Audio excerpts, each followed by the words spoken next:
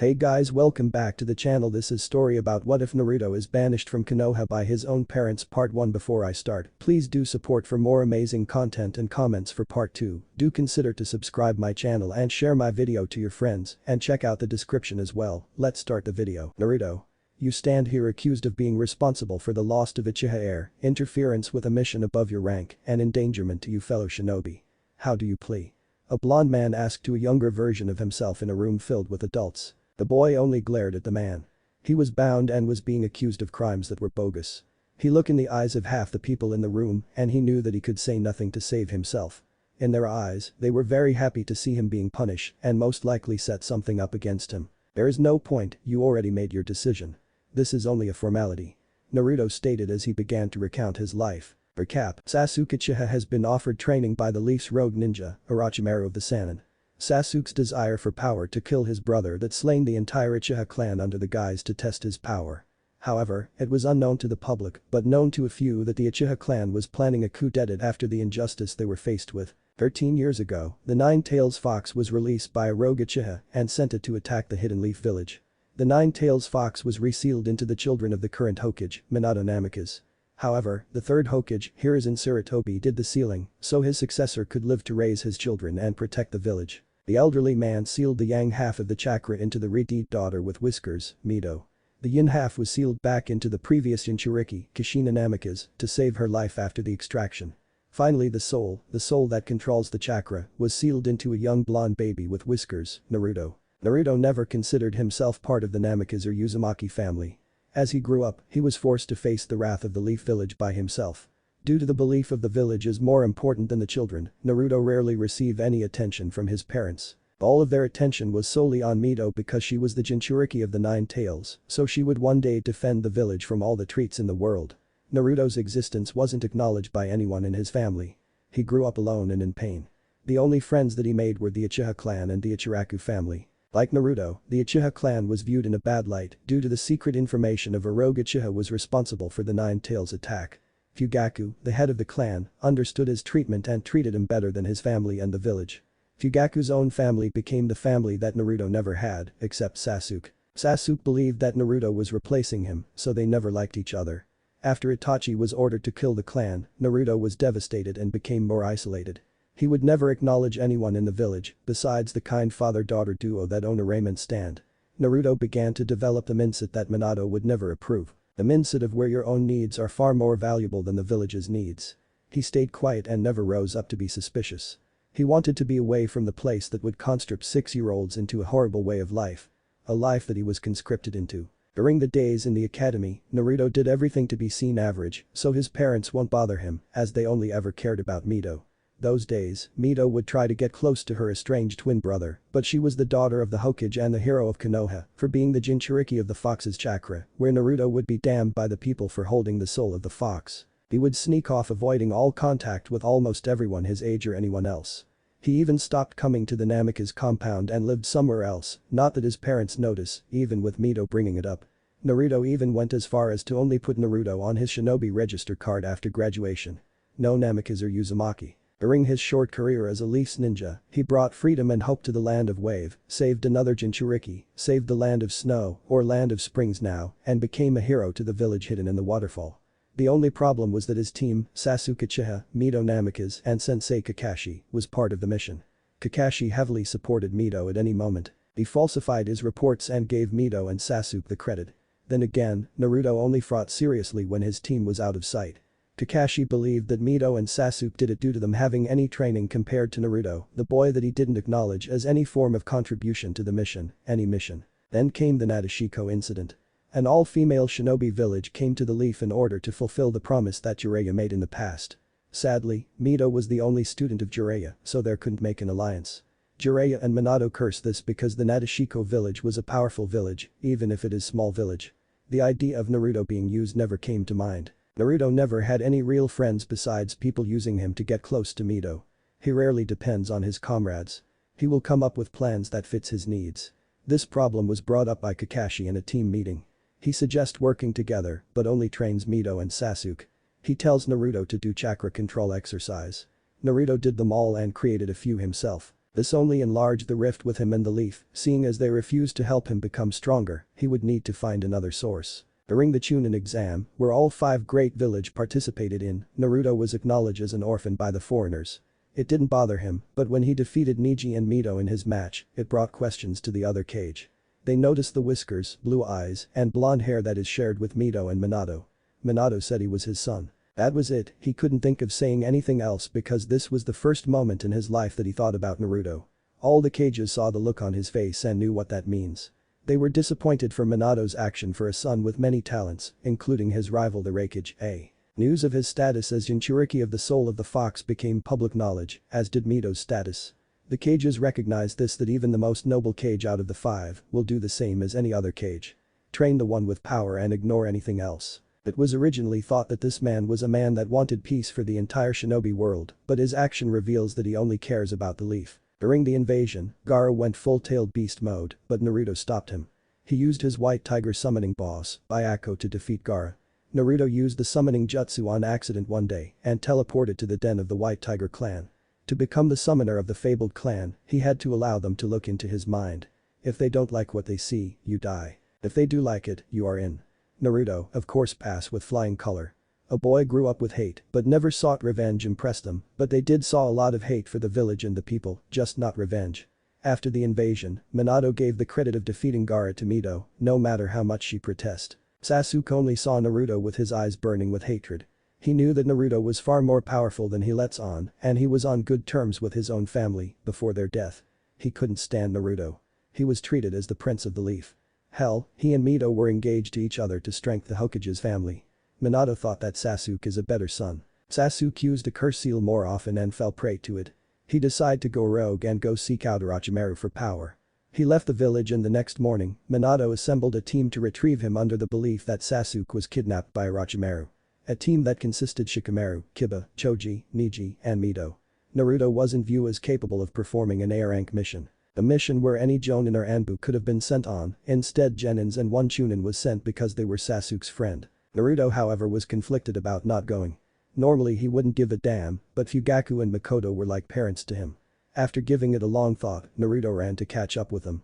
He couldn't allow Orochimaru take control of such an asshole because Naruto knew that they loved Sasuke.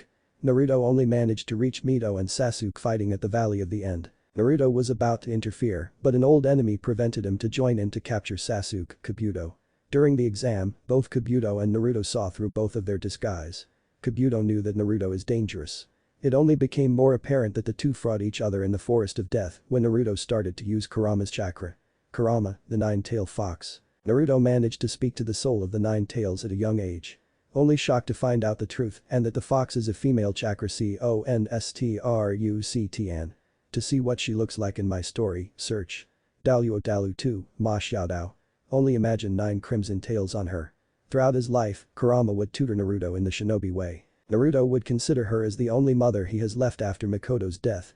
Eventually, Sasuke won and Kabuto escaped. Naruto was forced to retrieve his estranged twin until Kakashi showed up and arrested Naruto for not being assigned to the mission. End of recap. Is that your plea? Minato asked in a calm tone. Naruto knew it was over for him. He could see the civilian members drooling over the punishment against him. He knew they wanted him dead since he was born. Naruto tried to bring onto the table that Rock Lee was also joining the mission without the authority of the Hokage, but one civilian council member lied that he assigned Lee as backup. Something that only the Hokage can do. Just get this over with. Those asshole wants to see me dead. I bet they are the one leading this trial against me. Something that only a shinobi of high ranking could do. Naruto stated in an attempt to piss them off. He knew that they only desire power. So if they can't get shinobi power, they will get political power. How dare you? You demon. You should respect us. We own you. Shouted the angry civilian members. Surprising both Minato and Kushina as this is the first time that Naruto was brought up in the council and this is their reaction. I do because it is the truth. Replied Naruto. You're a demon. You should be honored that we spend so much time on you. What whispered Minato and Kushina. Not believing that their family, the Hokage consider everyone part of Konoha as family, would have such hate for one of their own. Enough. Shouted Minato to get everyone to calm down while trying to absorb the knowledge that his village beat up Naruto. The council made an unanimous vote. You are hereby banished from the Leaf. Naruto only scoffed at this. He expected public execution. Considering it was the last Uchiha, the civilian council would be able to get away with that. Maybe they had something else for him once he's outside of Konoha. He was fully aware of Root and he knew Root was fully aware of him. Know this, Namikaze. I don't forgive and I don't forget. You will one day regret this choice of being a slave to such a corrupt system. Naruto stated as he was dragged away by Anbu that a civilian counselor summoned. Minato was beginning to see that Naruto's word may come true. The power that a mere civilian had was unbelievable. They only dealt with domestic issues. They weren't allowed to have this much power because they didn't understand the shinobi system and would end up causing damage to the village. Did I make the right choice? Land of Wind. It has been several days since Naruto was banished from the village. He made his way to the Land of Wind. Kurama told him about a possible new start. A place where he can truly make a home for himself. A new world. Well, not a new world, more like half a world. More specifically, the other half of the world. The larger half. Back in the days of the Sage of the Sixth Path, the world was chaotic. The land was filled with species of all kind and they had more power than any humans, even though humans were the majority populace of the world. The sage feared their power, so he made a choice. After becoming the Jinchuriki of the Ten Tails, he used its power to separate the world into the East and West.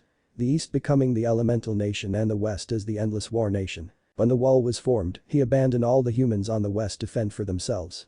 Later, he purged any and all non-human in the East. Under the belief that only humanity could achieve peace, while all non-human would only bring death and destruction. He murdered all non-humans single-handedly. Women and children were not spared. He became more of a god figure to the East, but is more known as a monster to the West, as some in the West had power to gleam over the wall. This is where the fear of anything non-human came from for the shinobi race.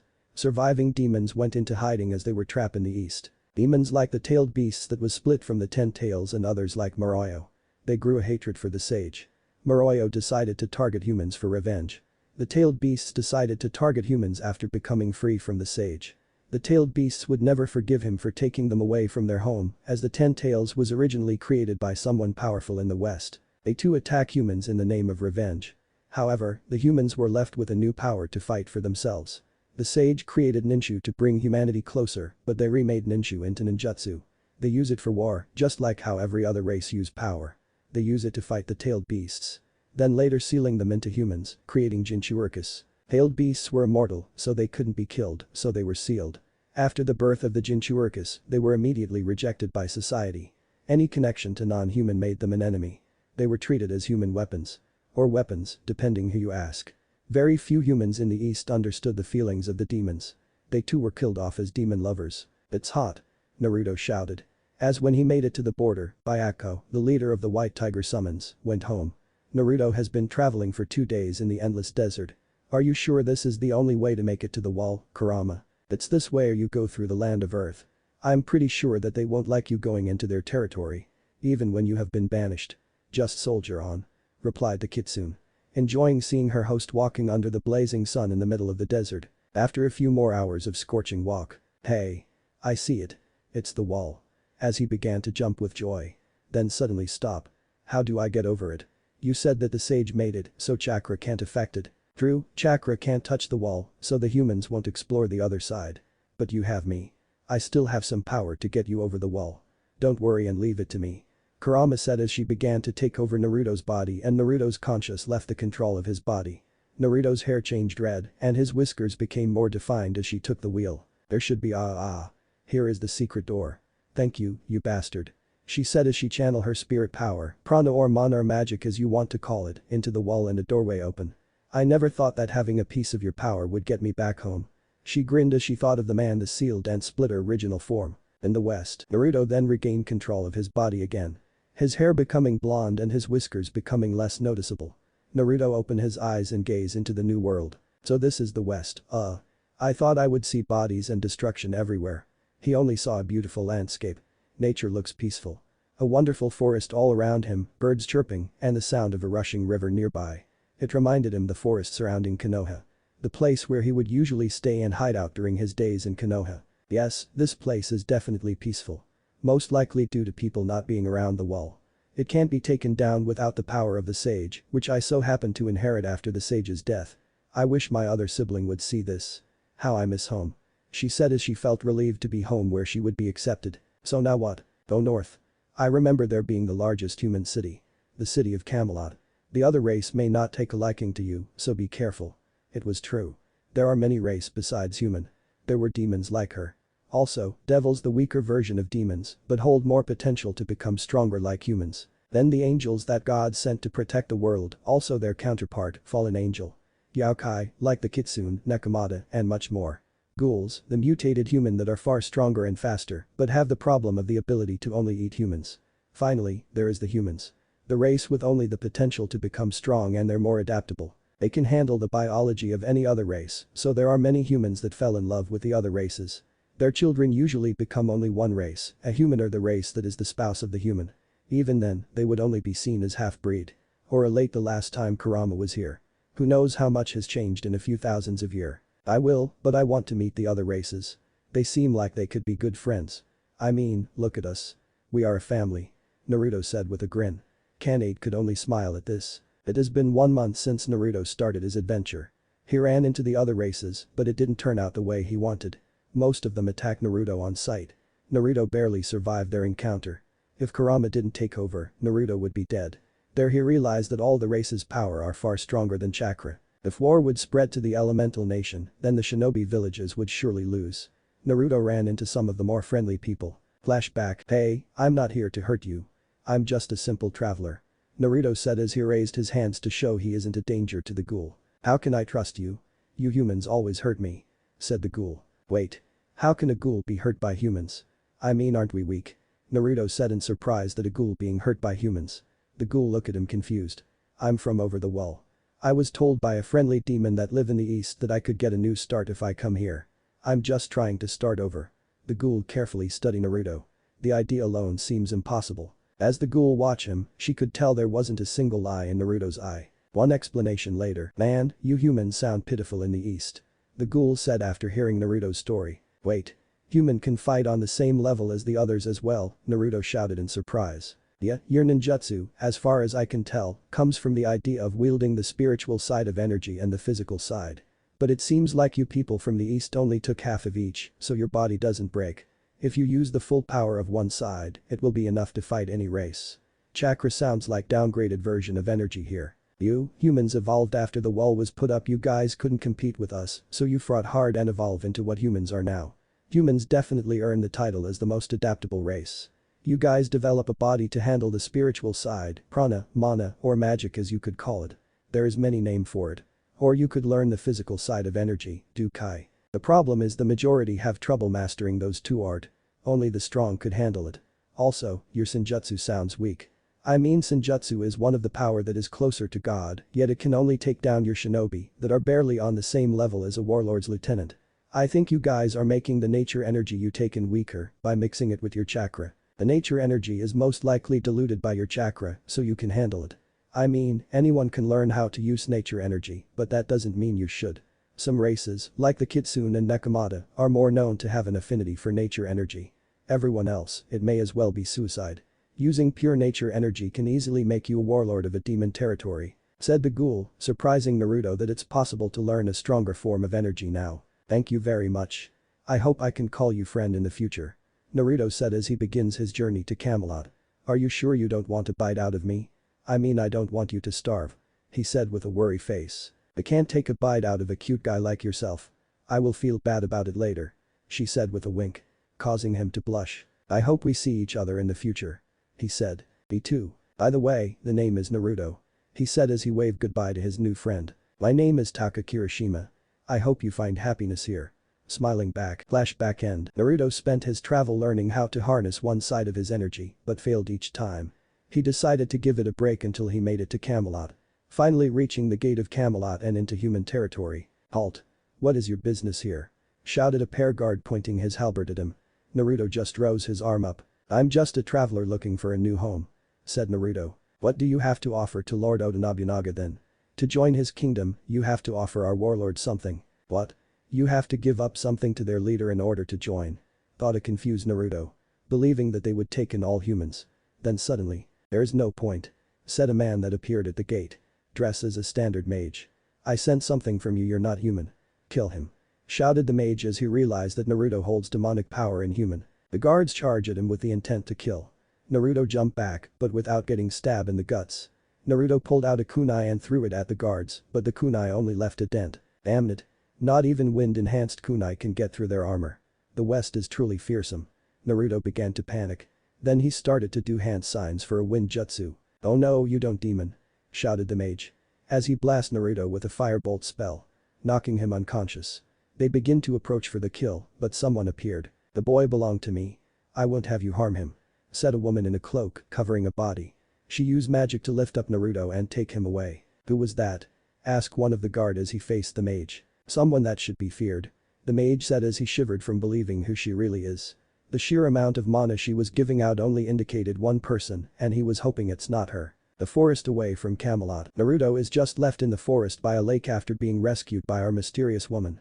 Then come in a blonde woman with bluish-green eyes as she went to the nearby lake to bathe. Who is he, she wondered. "Ah." Naruto groaned as he begins to wake up. He opens his eyes to look around. Finding himself in a forest after being attacked. "Find me," said an unknown voice. "Kurama did. Don't worry, a mage saved you and left you here. Just get some time to rest and we will think of something else to do." Kurama cut it off Naruto. Assuming he would question about what he last remember. "Okay, but did you hear that?" Naruto thought, but was interrupted. "Hey, are you alright?" asked a girl with blonde hair and bluish-green eyes as she lends a hand. "I'm fine. Thank you," Naruto said as he reached up to her hand to get back up. "I'm Naruto. Who are you, miss?" "I'm Arturia Britain," the woman said as she pulled Naruto up. "How did you end up looking beat up, Naruto?" "I was heading to Camelot, but they attacked me because I couldn't pay up." He lied to her. Not wanting the cute girl in her casual wear and Saber's casual outfit in Fate Stay Night to be scared of him. Yeah, getting into Camelot isn't the smartest thing to do. Nobunaga is nothing but a tyrant. Why would you go to him? She asked as she begins to analyze him. "Hey, I'm new here. Came from over the wall and heard that Camelot is where humans are the strongest. So I need some sort of starting point." Surprising Arturia. "Impossible. No one can cross the wall. It's simply impossible." Showing her doubt to Naruto's story. "That is where you are wrong, Missy," said a woman voice that appeared out of nowhere. The same person that saved Naruto. There spoke a legend that everyone here knows. "Wait, who are you?" Both Naruto and Arturia said as they drew out a kunai and a sword respectively. "You should have heard of me, lady. I'm Merlin. The boar's sin of gluttony. One of the member of the dead 7 deadly sins." Melon said as she took off her cloak. She is seen as a slim, attractive tall woman with 3 beauty marks below her right eye. Her outfit consists of a highly revealing and open fur-collared long coat with heart-shaped buttons, short shorts with a heart on it, and thigh-high boots. Merlin's hair is at shoulder length and black. "I thought the sins died out long ago, Lady Melon." As Arturia began to bow down in show of respect. "They did. All the other members are dead. I'm the last survivor and I'm planning on rebuilding the sins with this young man's help," Merlin said. Whoa, whoa, whoa. Time out. First off, who are you?" said Naruto as he brought their attention on him. "Of course you won't know. You are from the east." Surprising Arturia. She didn't believe him at first, but hearing it from a legendary figure makes it more believable. "I saw you cross over, but first off, introduction. I'm Merlin, the boar's sin of gluttony. The last member of the legendary 7 deadly sins. Each sins represent a person's power. My power is close to that of gluttony. You do know about the 7 sins, right?" Getting a nod from Naruto. "Well, I'm Arturia Britain. I'm just a simple woman trying to have a life." Then she turned to Naruto. "Find me," said the mysterious voice, while Naruto ignored it as he paid attention to the situation in front of him. I'm Naruto." One background story later. "I thought that the sage was a peaceful man. I never expected him to be a cold man," Merlin said in surprise. She always heard that the sage strived for peace. Apparently, he was going for a peaceful world for only humans. "Well, at least now that I know that humans don't change. Even in the peaceful East, there is problems and corruption," Arturia said while giving Naruto a sad smile. Seeing him struggle in the land that is more peaceful than the West. "Okay. Now what is this legend you keep on talking about?" Naruto asked as he looked at Merlin. She simply looked at Arturia. She sighed. "There is an old story that my mom will always tell me when I was younger. Ever since that the endless war started, all race prayed for a miracle. For someone to stop the fighting and save us all. God answered that prayer. But, it wasn't what we wanted. God crafted a sword. A sword that is proof of the person's right to save the land and rule the West. God placed the sword in a stone somewhere close by Camelot. The one that pulls the sword out of the stone will save us or conquer us. The golden sword of the victorious Caliburn," Arturia said as she recounted that fairy tale. Surprising Naruto. "Come to me," said the mysterious voice. Naruto still ignores it. "That is part of it. Time forgot about one thing," Merlin said, getting a surprised look from Arturia. "Legend says that a man that done the impossible would be the one to unite the lands. gathering both the girls' focus on Naruto. What? I mean, I didn't do anything impossible. How can I be the one? Naruto said as he begins to wave his hand in denial. You did cross the border between the east and west. That alone is said to be impossible. I saw you crossing the wall, so I followed you ever since then. You should at least try to pull out the sword. The world needs a king. A fair and just king. So far, Naruto, you are a kind man. You chosen to not kill the ghoul that ran into you, you saved anyone that was in danger, and you have yet to kill anyone when you crossed. Merlin said with confident in him being the one. What? Arturia shouted in deep surprise. You are telling me that you haven't killed anyone in the west, but you have killed people in the east. People in the west are more dangerous and shouldn't be left to kill others. I don't care about that. I gave them the chance to leave and not harm anyone. They took it and that was enough to satisfy me. Like I said, that sounds like an ideal king for a peaceful world. At least try to pull out the sword. You have met all the qualification to draw the sword. And most importantly, you would be the one to unite the West instead of conquer it. Merlin said. There is still a problem. No one has found Caliburn. It is said to be in the forest by Camelot. That is why I live here. To find it and stop the fighting. Arturia said with pride, while Naruto smiling at her. Having the same thought if he had Caliburn. It was meant to be for the once and future king. Do you really believe that anyone can find it? Merlin said as she scoffed at Arturia's statement. Wait, you mean? Yes, I believe that Naruto would be able to find it. He is most likely the one to find the sword, so the sword may call him out, Merlin said, but was cut in by a hand raise. By Naruto's hand. Ladies, I have been hearing a voice since I woke up. I think it may relate to Caliburn, said Naruto, looking sheepish. Widened both the women's eye. Really? Shouted Arturia. Don't lie. Did you truly hear a voice? Asked Merlin with a serious voice. Why yeah. It keeps on saying find me for a while. Then after hearing about Caliburn, it said come to me, Naruto said. It must be true then. Arturia said. You are the one to save us. As she held his hand. Let's follow it then. Said Merlin. Getting a nod from the two as they get up and followed Naruto. A few hours of walking around the forest. I'm beginning to think you're leading us on a wild goose chase, Naruto. Said a tired Arturia. Merlin continued to walk. Then both stop. Arturia didn't notice them stop and crash into Naruto. Causing the two to fall over. Hey. Why did you stop? Arturia yelled at Naruto, but look at what is in front of them. A golden sword stuck in a large boulder. Is that? Yes, Merlin replied with a smile. The power it's giving off can only be from the legend. Naruto just walk up to it. Blame us. Said Caliburn. Surprising the two girls. Making them believe that Naruto is the one. Naruto walked up to the stone. He slowly gripped the sword. He pulled the sword out and a bright golden shine blinded everyone. It's so warm. Said Arturia as she felt Caliburn's light. Finally. We are saved. Merlin said as she smiled at him with cross arm. Ai. Naruto screamed in pain. Naruto. Both girls shouted. Naruto. Both girls shouted. Naruto started to scream in pain. Pulling Caliburn out of the stone did something to Naruto. Do you really expect that a simple man is able to wield the weapon the god herself crafted? Arturia and Merlin can only worry about Naruto. Merlin was analyzing the entire situation while Arturia was trying to reach him. Arturia couldn't get close. The pressure that Caliburn was giving off was too much for the girl to get close. Lady Merlin. We have to do something. I can't stand hear him screaming in agony any longer. Shouted Arturia with tear in her eyes. For the short time she met him, she could tell that the two have a lot in common. Most likely becoming friends quickly. What can we do? Caliburn is stronger than any of us. It is clearly doing something to Naruto.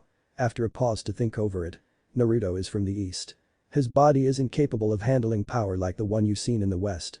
Caliburn must be rebuilding his body. But Naruto is weak. He is not like us.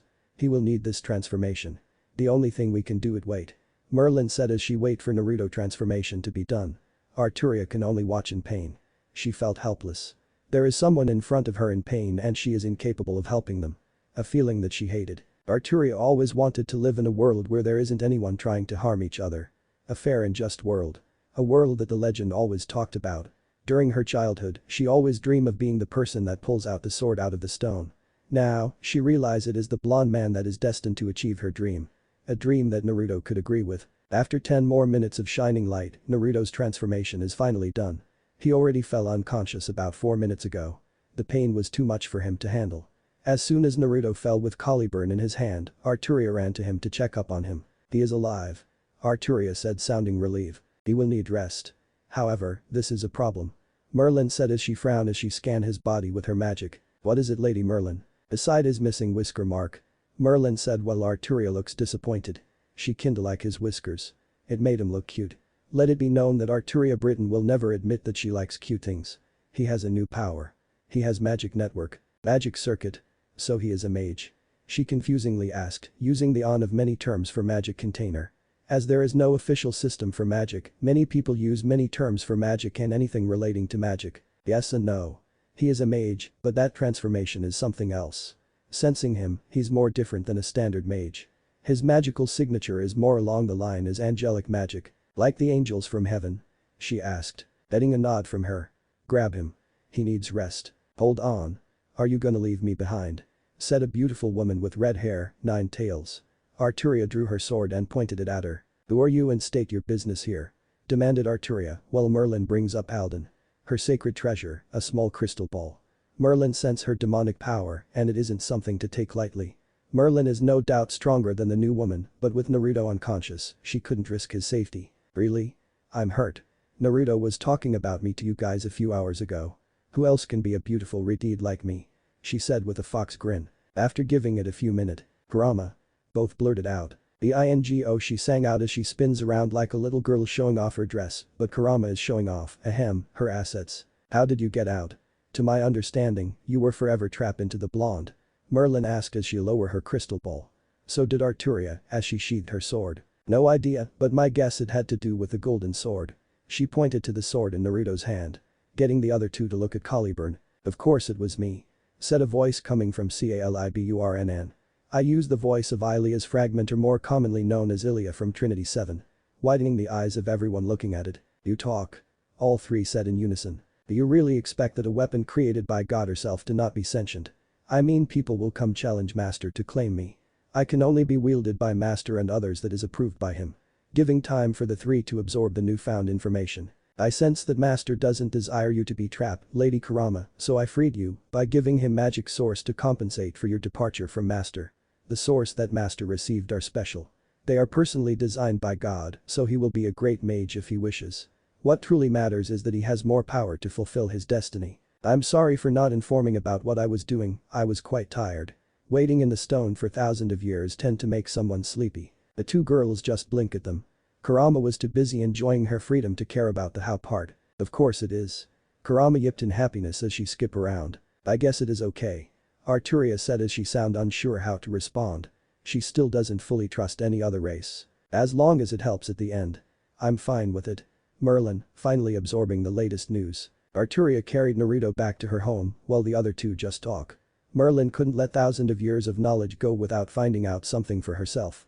Caliburn was in her sheath. Hello Caliburn said as she gains everyone's attention in Arturia's small home. I'm new here, but all of you know the legend, right? Getting a nod from the two humans. So Master will accept his role to unite the land. Getting a nod from Kurama. Knowing her former host for the longest time and how he wants to help people. I watched the land from the beginning. The only way he has a chance if Master gains more power. I recommend starting with gaining the aid of the pair heavenly dragons. What? How can we get those two monsters to help unite the land? They spent their time destroying than helping. Shouted Arturia. Not liking the plan already. Calm down. That is true, Albion and Drake has been raising the land for a long time. However, they were sent with me by God, so they will answer to Master if he shows me. They are loyal to the once and future king. Now he finally arrives. They will accept him as their master. However, they may test him, so Master should focus on gaining power. Getting a nod in agreement from the three. 4 days later. Naruto moaned in pain as he finally wakes up. What happened to me? As he begins to get up and look around the room. Only seeing a sword. Oh, Master. You are finally awake. Caliburn said in glee. Blink blink okay, back to sleep. I'm still dreaming. Naruto went back under the covers. How rude, Master. I'm real. This isn't a dream. Then how are you talking? Swords don't talk. As he pointed at the sword. Simple. I was created by God. Blink fine. You are real. He accepted. Any creation of God is special, so this should have been expected. So what do I call you? Caliburn is fine Master. Oh, I should mention that I modified you. What? He shouted in disbelief. He didn't like the idea of messing his biology. Sorry, Master. You are weak, the words stab him right in the heart. Human, another attack to his heart that lacks power and another strike and can't take on anyone on this side of the world alone. And finally bringing Naruto down to the ground on his knees crying. I don't mean to hurt your feelings Master. I did some good for you. Is there anything else different with me? He said weakly. Still weak from her words hitting his pride. Your eye color change. Really? What color are they now? Well, one eye is still blue. Your other eye is red now. I believe that the red eye represent your newfound magical power. That is great. At least I will be able to stand out now. So what is this great magical power that I have? Not really caring about his now heterochromatic eyes. He actually found it cool. Well, your magical source are special. They were designed by God. Widening Naruto's eye. They have the power to connect to the king's treasury. I believe she called it Gate of Babylon. It is a special gate that only you can summon. It's a pocket dimension that holds every weapon ever created. God believed that the treasure of the world belongs to her chosen one. That is you. So let me get this straight. I can summon any weapon I want that has been ever created. Yes, even the one in the east. Yes, hell yeah. A whole arsenal of the greatest weapons sound badass. Naruto shouted in happiness. Hey Kurama. Did you hear that? He got no response from her. Kurama still no response. Oh, master getting his attention. Due to the immense power of your new circuits, I was able to safely release Lady Kurama from her imprisonment. She, as well as the Lady Arturia and Lady Merlin are out now. Really? Please don't lie. Naruto screamed. Not wanting to believe this to be a lie. He always wanted her to be free. Yes. They will return at the end of the day. Although, Lady Merlin had to leave. She said she needed to rebuild the 7 deadly sins for the upcoming war. What war? He said with worry. The Unity War. You will be fighting to unite the land, right? After a minute of silence. What? I can't fight in a war. They are too powerful. I mean, I want peace in the West, but I can't do it. Now. You have new powers and you can train to become stronger. Lady Kurama told us about your desire to see the races living together in peace. If you train hard, it will become a reality. Also it's your destiny to rule the West. You pulling me from the stone is proof. I'm just happy that you're a fair and just man. Making him smile. I'm in. So how are we gonna do this? Asked Naruto with fire in his eyes. First, you will be training in swordsmanship with me and Lady Arturia. Master, I believe she is quite taken with you in the short time you spent with her making him blush. He found her beautiful. Then Lady Kurama will be teaching you tactics and understanding the other races with Lady Merlin. Lady Merlin will appear when she wants. Who will teach me magic? Oh, Lady Merlin went to talk to one of the noble family remaining that knows magecraft. You shouldn't learn any form of magic. Your circuits are designed to learn magic. There is one family that offered to teach you. I'm sensing a but it isn't a family. It is more of a person. The Tasaka family. There is only one person left. Her name is Rin Tasaka. She is about your age, but is a genius when it comes to magic. Okay. I can handle that. Is there something else I should know? One last thing. Arturia said she will be joining your adventure from now on. What? Time skip 3 years. It has been 3 years since Naruto pulled Caliburn from the stone. 3 years since he started his training with his friends to prepare himself before he starts his conquest. He became a great swordsman during his training period. He mastered Caliburn to an extent that he can summon enough holy power to defeat an ultimate class devil. However, training wasn't the only thing that he focused on the 3 years. He spent his time with Arturia, where they got close. To the point it was obvious that they love each other but were too afraid to admit it or change their relationship. Then he learned how to be a mage under the tutoring of Rin Tasaka. The twin-tailed girl in red was a great teacher for Naruto. Her harsh teaching really got through his thick head.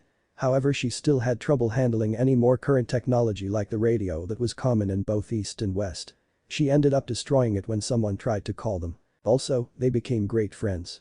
Then she grew some feelings for him, but she was at Sundeer, so it was hard for her to admit her feelings.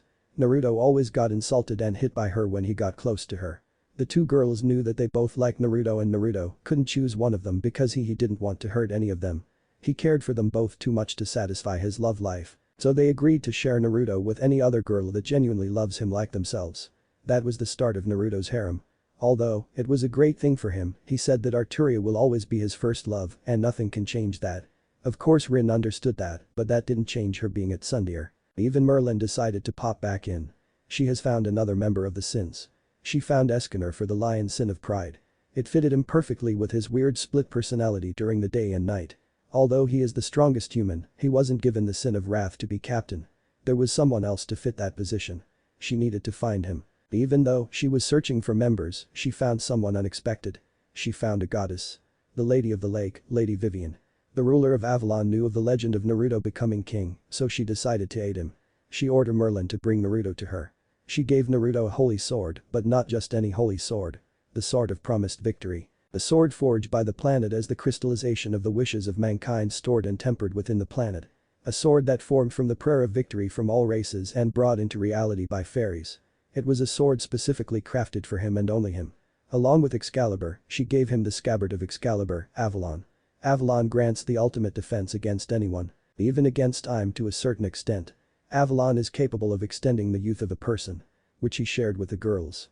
Plus there is the amazing healing effect that surpassed the healing capabilities of Jinchuriki. After receiving Excalibur, he gave Caliburn to Arturia. She couldn't accept it, but Naruto countered with the power she will need and as a token of being the first woman he ever loved. After hearing a love-felt speech she accepted Caliburn. Naruto knew how much Arturia always dreamt of pulling the sword in the stone and becoming a noble knight. She now owns the sword she always wanted since her childhood. Of course she couldn't stop thanking Naruto. Naruto didn't get any sleep during the night and Rin was angrier than ever the next morning. Even after mastering Excalibur, he still used his Gate of Babylon.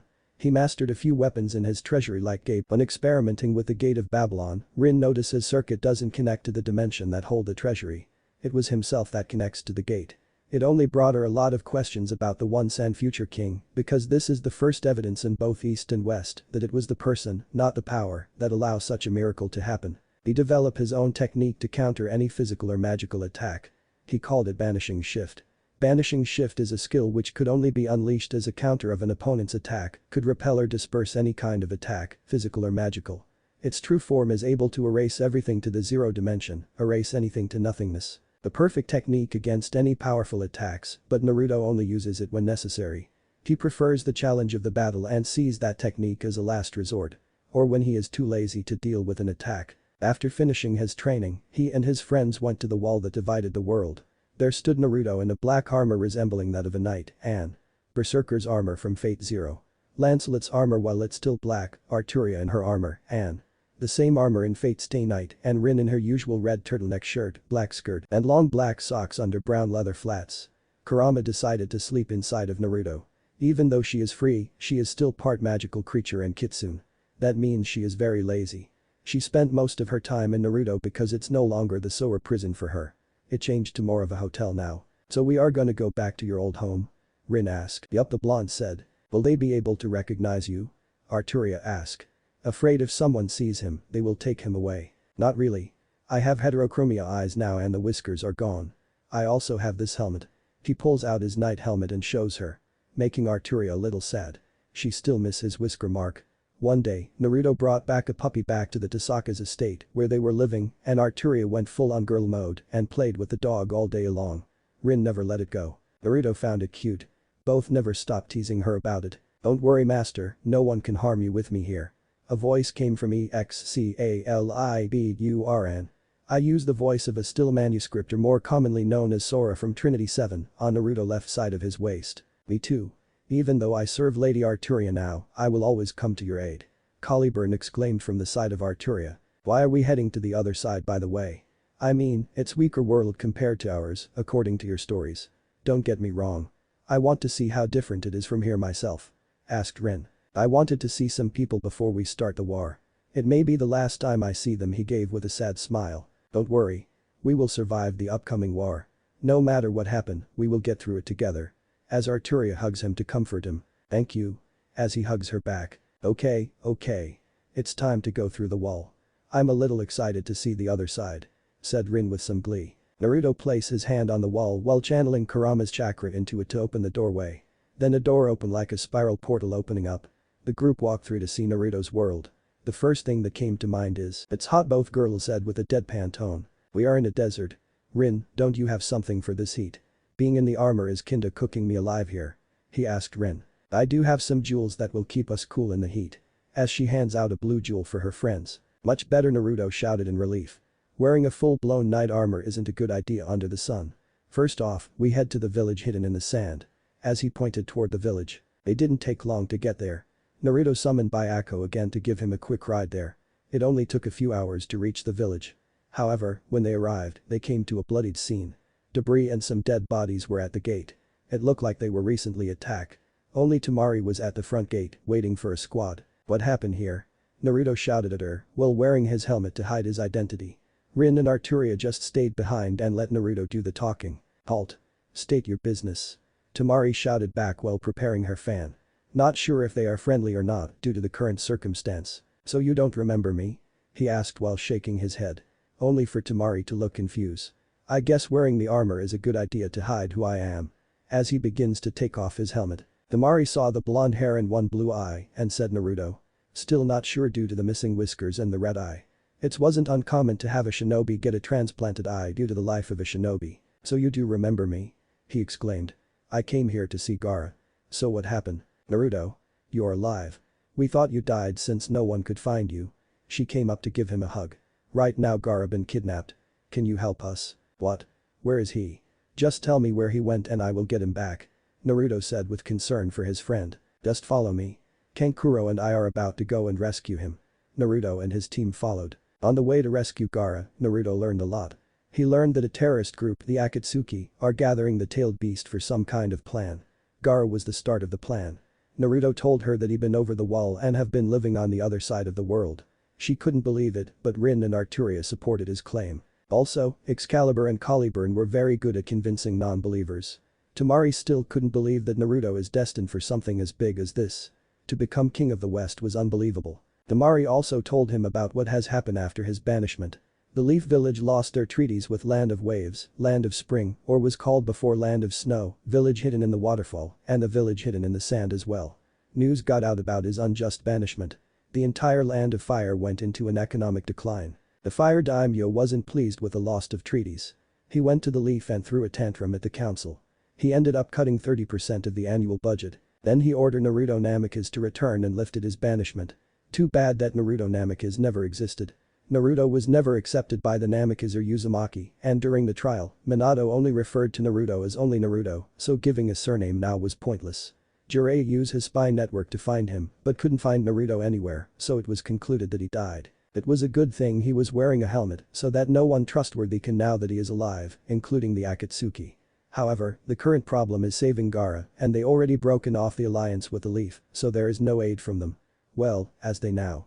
The Leaf are more than aware than the Akatsuki's movement. They knew about Gaara's attack, so they could have planned for something. Bloody hell. It sucks to be a Leaf ninja now. Said Naruto. Bloody hell. Tamari asked with a question mark on her head. That's a term used often in the West. It grew on me. Naruto replied. That explain your new accent. It completely different from anything I heard. Said Tamari. I find it cute, said Arturia. I call it going native. Rin stated. Naruto quickly adjust life to the West no problem. Even with the strict laws on traveling due to the ongoing war, he still had a nice time in the towns nearby. It was quite refreshing seeing that children playing and enjoying life instead of training to prepare for an upcoming war. Throughout shinobi history, shinobi were in an endless conflict as well till the shinobi system was established. Once established, the war became worse than ever before. The only good thing about the system is the time of peace that came after the massive death toll on shinobi population, not counting civilian population. A good 10 or so years to rebuild their numbers. Lord Naruto, I sense the presence of another just like you. Said Caliburn. That has to be Gaara.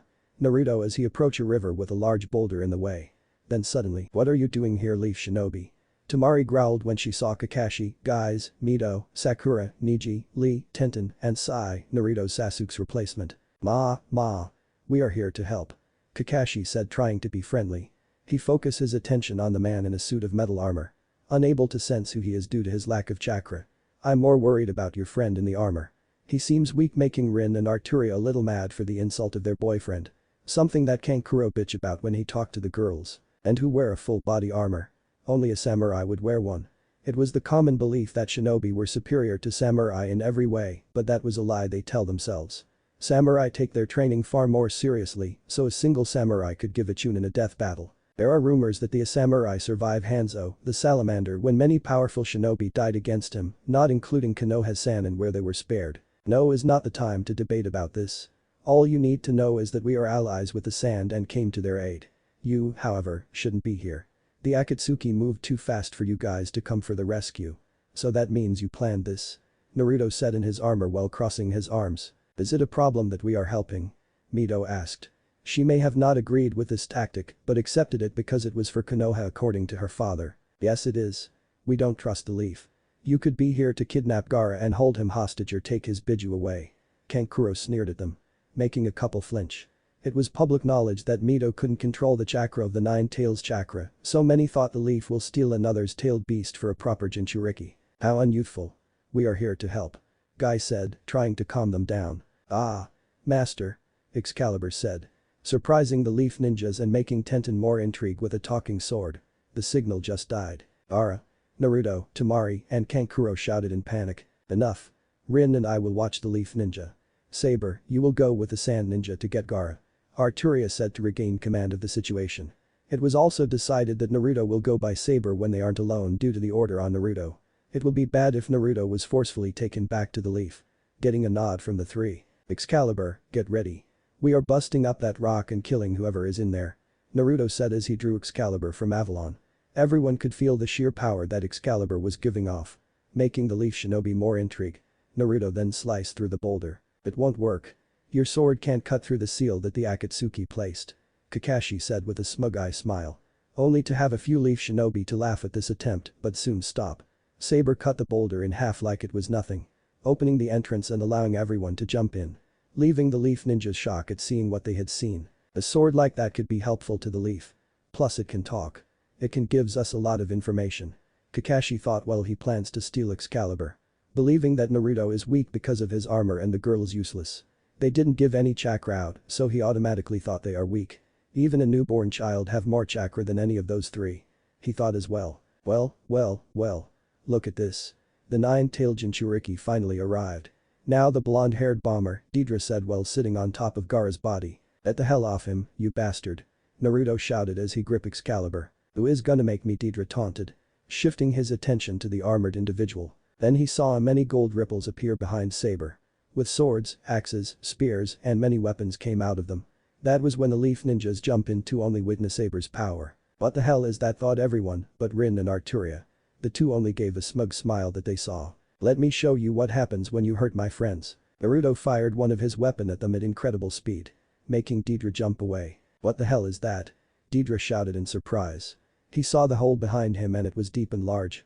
Something that a sword can't ever do. Ahaha. Time to show you the power of a king. As Naruto fired more projectile at the two members. He managed to force Deidre onto his bird and destroyed Sasori's puppet. Damn you. King or not, I will make you pay for destroying that puppet. Sasori shouted in anger as he pulled out another puppet. Rin, can you save Gaara? Getting a nod from her. Good. Go revive him. It will be good to see an old friend again. Naruto ordered her and she complied. Arturia, Kankuro, Temari, watch the leaf ninjas and protect Rin. She revived me once before, she can save him from death. I will handle the Akatsuki members. Getting a nod from the three. It was true that Naruto was revived by Rin. Naruto was killed by Escanor one time and she used one of her best jewel to save him. She had another just in case for moments like this. That day, he learned that you be very respectful to Escanor during the day. What? Are you crazy? You can't handle the Akatsuki by yourself. Mito shouted at Naruto. Worried for the supposed weakling. Don't doubt my power, girl. Naruto said as he faced Mito. I am a king. He is no match for me. Like hell we are. Deidre shouted as he charged against Naruto. Deidre had orders to focus on the nine-tailed Jinchuriki, but Naruto was pissing him off. Kakashi ordered his team not to interfere so he could see Saber's power. Kakashi has never seen anything like this before and need to collect information on the self-proclaimed king. Plus, he hoped Naruto would be killed so he can take his sword for the leaf. His home was facing a crisis with a lack of power, so a power sword like Excalibur would help them. Naruto just launched more projectile at Deidre and destroyed his bird. Then Sasori summoned the third Kazekage to fight. However, the iron sand wasn't strong enough to fight against Naruto's weapons. He ended up destroying the Kazekage puppet. How dare you? That puppet was one of the rarest I've have. Damn you. Don't think you've beaten me yet. Deidre prepared a dragon made of clay and Sasori revealed himself to be a puppet. The people watching can watch in awe. Okay. I got a heartbeat. Gaara should be okay now. He will need rest. There is no injury left that I haven't fixed on him. Rin said as she finished bringing back Gaara. Thank you, Temari cried out while hugging her. Yeah? Thanks. Kankuro said as he smiled at her as he checked on Gaara. He was relieved to see him breathing. Of course, I only did it for that idiot up there. I swear, he likes to show off. Rin said as she shakes her head in disagreement with Naruto flaunting his power right now. Excuse me, Ms. Sakura asked, trying to find out she brought back a dead person without the resurrection jutsu. Rin Tasaka are in your culture, Tasaka Rin. Ms. Tasaka. How did you bring him back? I checked. The Kazukige's heart stopped and he was dead. Sakura asked. Extremely intrigued due to her being a medic. That isn't your concern. It's a technique that belongs to my family. She said. That is impossible. There is no bloodline that can bring back the dead. Sakura retorted. She knew many healing jutsu and healing bloodline, but none to bring back the dead. According to her master, Tsunade Senju, you can't heal the dead to bring them back. She should now, she tried. I never said bloodline. I said it's a family technique. Rin said as flaunt her twin tail hair. Boom. A loud explosion came from the fight between the Akatsuki pair and Naruto. Naruto just finished stopped using the gate as a projectile and started to Enkidu and Excalibur to fight them. Naruto used the chains of heaven, Enkidu, to latch onto the clay dragon and bring it down in front of him, so the flamethrower that Sasori fired at him hit it instead of Naruto. He's a tough son of a bitch. Deidre shouted to Sasori as he jumped to his side after his dragon being defeated. I had enough of you. Sasori screamed. He lost his patience when dealing with the Lone King. He pulled out a scroll and summoned 100 puppets.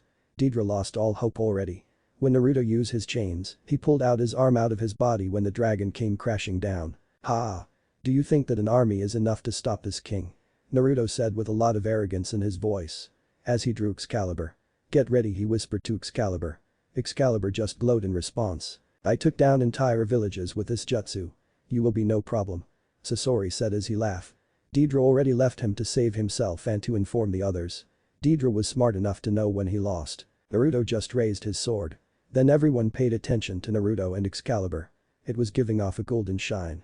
A beautiful shine that no one couldn't resist looking at it. Golden light started to appear all around the entire room, like droplets. Then some people started to hear some voices. Kakashi just stared at the sword. With such beauty, how couldn't he? Then he heard a voice. Son. An older version of Kakashi without a mask appeared. He just gave Kakashi a sad smile and shake his head. Disappointed about what he has done. Kakashi could only let a single tear fall out. Then Guy looked at a man that looked like him, but with a mustache and a beard. I'm proud of you as he gave a thumbs up to his son. Guy started to cry tears of youth. Neji saw his father. The same father that sacrificed himself to save his brother. He just smiled at him. Making Neji cry. Sasori was ready to attack him to stop that next attack. The sheer power is enough to win. However, Mom Dad, he said as he saw his parents. He looked very sad because his parents were smiling at him. No matter what his dad said as he hugs him on the left side of his body. We will love you. His mom said as he hugs him on the right side of his body. Sasori started to cry, but he had no eyes or tears. Then all the spirits disappear. What was that? Mito said while stuttering as she pointed to Excalibur. As well as the others as they too witnessed those dead people. While one could say there are many other swords crafted more splendidly and with better skill, this sword is an illusion far, far superior to them. You calling it beautiful would dirty its appearance. It is instead something sacred, forged from people's conceptions, legends weaved only out of hope. Arturia said with such compassion. She continued. It is a crystal trained by the alone of mankind, making it reign as the strongest fantasy. The crystallization of the prayer glory and all the things etched in the hearts of those who are scattered at the sword's exuberance, the nostalgic, the sorrowful, and hallowed dreams of those who found themselves on the bloody hell called a sword, represents a desire of all warriors, past, present, and future whom have been fully exposed to the nightmares of the battlefield. And that desire? To be exalted. Arturia added. The most one out of the two that knew more of holy swords. Its name transcends all boundaries. Time and space. Cultures and languages. Nations and borders. For its name is Arturia finished. Naruto shouted as he raised his sword. Preparing to strike down the army. Sasori sent all his puppets to attack after getting over seeing his parents. Caliber. He swung his sword down. Destroying all of the puppets. Including Sasori. Sasori only smiled and welcomed the golden light that is here to claim his life. I'm coming, Mom, Dad. He thought with a smile. Naruto saw that, smiled. Find peace and happiness in the ever-distant utopia. And the ever-distant utopia is Avalon. The afterlife. If that is wrong, I don't care. It is what Naruto believe in. Naruto said fast enough so Sasori can hear him. Even against people he doesn't like, Naruto is kind enough to pray for his enemy to rest in peace. Thank you, my king. Sasori finally accepted him as a king. Being destroyed by his attack. Naruto let a smile out. The blast left a massive hole in the side of the mountain they were in. Naruto headed to Gaara to check on him. Then Kakashi walked up to him, but Rin got in front of him. Would you like to join the Hidden Leaf Village? Kakashi asked. Trying to get a powerful people in the hands of the leaf. Ha! You think I would abandon my family? I know all about your reputation and it isn't noble at all. We are a family. We never abandon our own.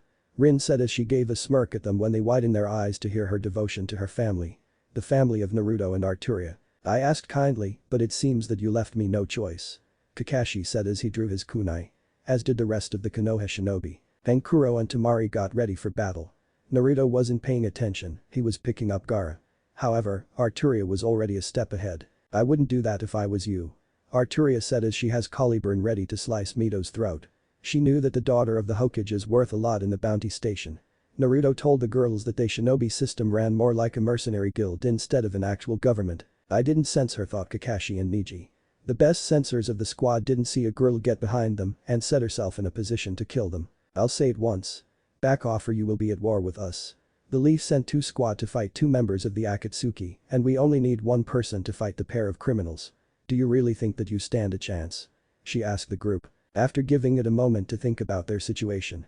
Everyone, we are going back to the Leaf. Kakashi ordered. Surprising his team. They knew how important the mission was to their village. What? We can't leave yet. The Akatsukas are a threat. We can take them here and now. Plus those strange people have incredible powers. If we Mito shouted before being cut off. She understood the need of the village outweighs her own needs and morals. Do that and you will be starting war with the sand. They are our allies and promised to help us in our need. We won't abandon them. Temari shouted at her. Believing that allying with Naruto would pay off in the long run. We can't start a war over a few people. Fall back. Kakashi ordered as all the remaining Leaf ninjas left. In an open field with the sand group. What is that? Gaara thought as he felt some pain. I thought I died. Still feeling pain that feels like someone kicking him. Boy, wake. You're making your friend and family worry, Sleeping Beauty. A voice came to his ear. Gaara begins to open his eye. Only to see a man in a suit of black armor. Who are you? Gaara asked when facing a stranger after being kidnapped by the Akatsuki. Gaara. Temari dove right into her little brother's arm for a hug. Temari. He said in surprise. What happened? I saved you. Came from the man in armor. Well, more like she saved you. As he gestured to Rin. May, I know the name of the person that rescued me. I didn't expect you to remember me after all this time. Of course the armor doesn't help. Getting a confused look from the Redeed. You can call me Saber when I'm wearing the helmet, but he pulled out his helmet. Gaara just saw blonde hair and red blue eyes. You can call me Naruto. Widening Gaara's eyes. I thought you died. Gaara stuttered as he is seeing his first friend in 3 years. Let's keep it that way. I don't need any attention on me now. He said with his trademark grin as he offered his hand to get up. You have always been the unpredictable one, my old friend. As a reach up to grab it. Hokage Tower in the Hidden Leaf Village, 3 days later. There in the Hokage's office, Minato, Jiraiya, Tsunade and Kushina awaits for Team Kakashi and Team Guy. Jiraiya gathered intel on the Akatsuki's first target, Gaara. Minato planned for rescuing the Kazukiage and having the village sign an agreement where the sand sell the precious metals only found in the land of wind at a price of their choosing and an alliance where only the Leaf benefit. The Leaf didn't have the power they had before and their economy was falling with their lack of power. They needed money and power to bring the Leaf back on top of the shinobi world. Report Kakashi, Minato commanded with a frown. Not seeing the Kazukiage in with them didn't sit well with him. You are not going to like this, sensei. Said a tried Kakashi. Okay. Everyone, but Kakashi, Guy and Mito are dismissed. One explanation later. So this Saber managed to fight 2 of the most destructive ninja capable of jutsus to level battalions by themselves and managed to kill one and cripple the other. Getting a nod from Kakashi. Also he has this odd ability that forms gold ripples out of thin air and weapons of incredible power shot out of it to fight the 2. Another nod. Then, he has a friend that is capable of bringing back the dead without Orochimaru's resurrection jutsu and another person capable of sneaking behind and in a position ready to kill Mito. Another nod and an embarrassed look from Mito.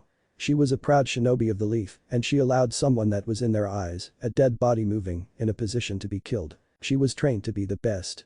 After finding out that every time that she uses the slightest amount of the Kyuubi's chakra, she goes berserk. No matter how many seals and training she had, it was simply impossible. It was theorized by Jiraiya that they needed the Kyuubi soul to have some form of control on the chakra. Without the soul, the chakra is pure unrefined power that only knows how to cause destruction. Then hearing about a sword capable of summoning dead spirits interested Minato, Kushina, Tsunade, and Jiraiya. Something that Minato decided to file in his head. He as the others lost people and wanted to see them. A sword capable of doing those deeds is something that they all want. Lastly, he and the 2 girls that shown amazing power didn't show any signs of a large chakra reserve. No chakra at all. I used my Sharingan and saw no chakra or even a chakra coil. Neji saw nothing at all. It was as if they weren't there at all. looking ashamed. He is one of the best the Leaf has to offer and he couldn't figure out the power level of 3 people. That's impossible. You need chakra to be alive. Tsunade stated. An expert on the anatomy of the shinobi body. Ah. As he rubbed his head. Do you know anything about them? He asked the 3. The sword of the girl and that guy, Saber, can talk. Just by seeing one of the sword's power, we can assume the other one holds great power. Said Kakashi. They're allied with Sand. They seem to be a mercenary group by looking at how youthful they are with each other. Guy said with his usual attitude. The 3 look like they work with each other for a long time. Not seeing a headband, he guessed that they are a group fighting for a paycheck. After a few minutes to think, I can't allow these people to walk around freely. I will declare them as missing ninjas and put them in the bingo book. Surprising Guy, Mito, and Kakashi. Jiraiya and Tsunade look like he expected this due to them understanding the balance of power, and these 3 put the balance in danger. Kushina just nodded in agreement with her husband. Dad. You can't do that. That's against the international law. Mito shouted. More shock at her own father action. Sir, you can't do that. They aren't part of the Leaf or any village. Plus, they haven't done anything wrong. Added Guy in protest to the idea. Labeling a ninja as a missing ninja can only be done if they are part of the village that they betrayed. Also they haven't committed any crimes and Minato was ready to lie about it. It doesn't matter. Mito, they have power that we need. This is all for Konoha. I don't want their power anywhere but here in the village. I will say that they were part of the Leaf before and stole those 2 swords. They will get a capture order. Minato told them. Mito accepted his answer.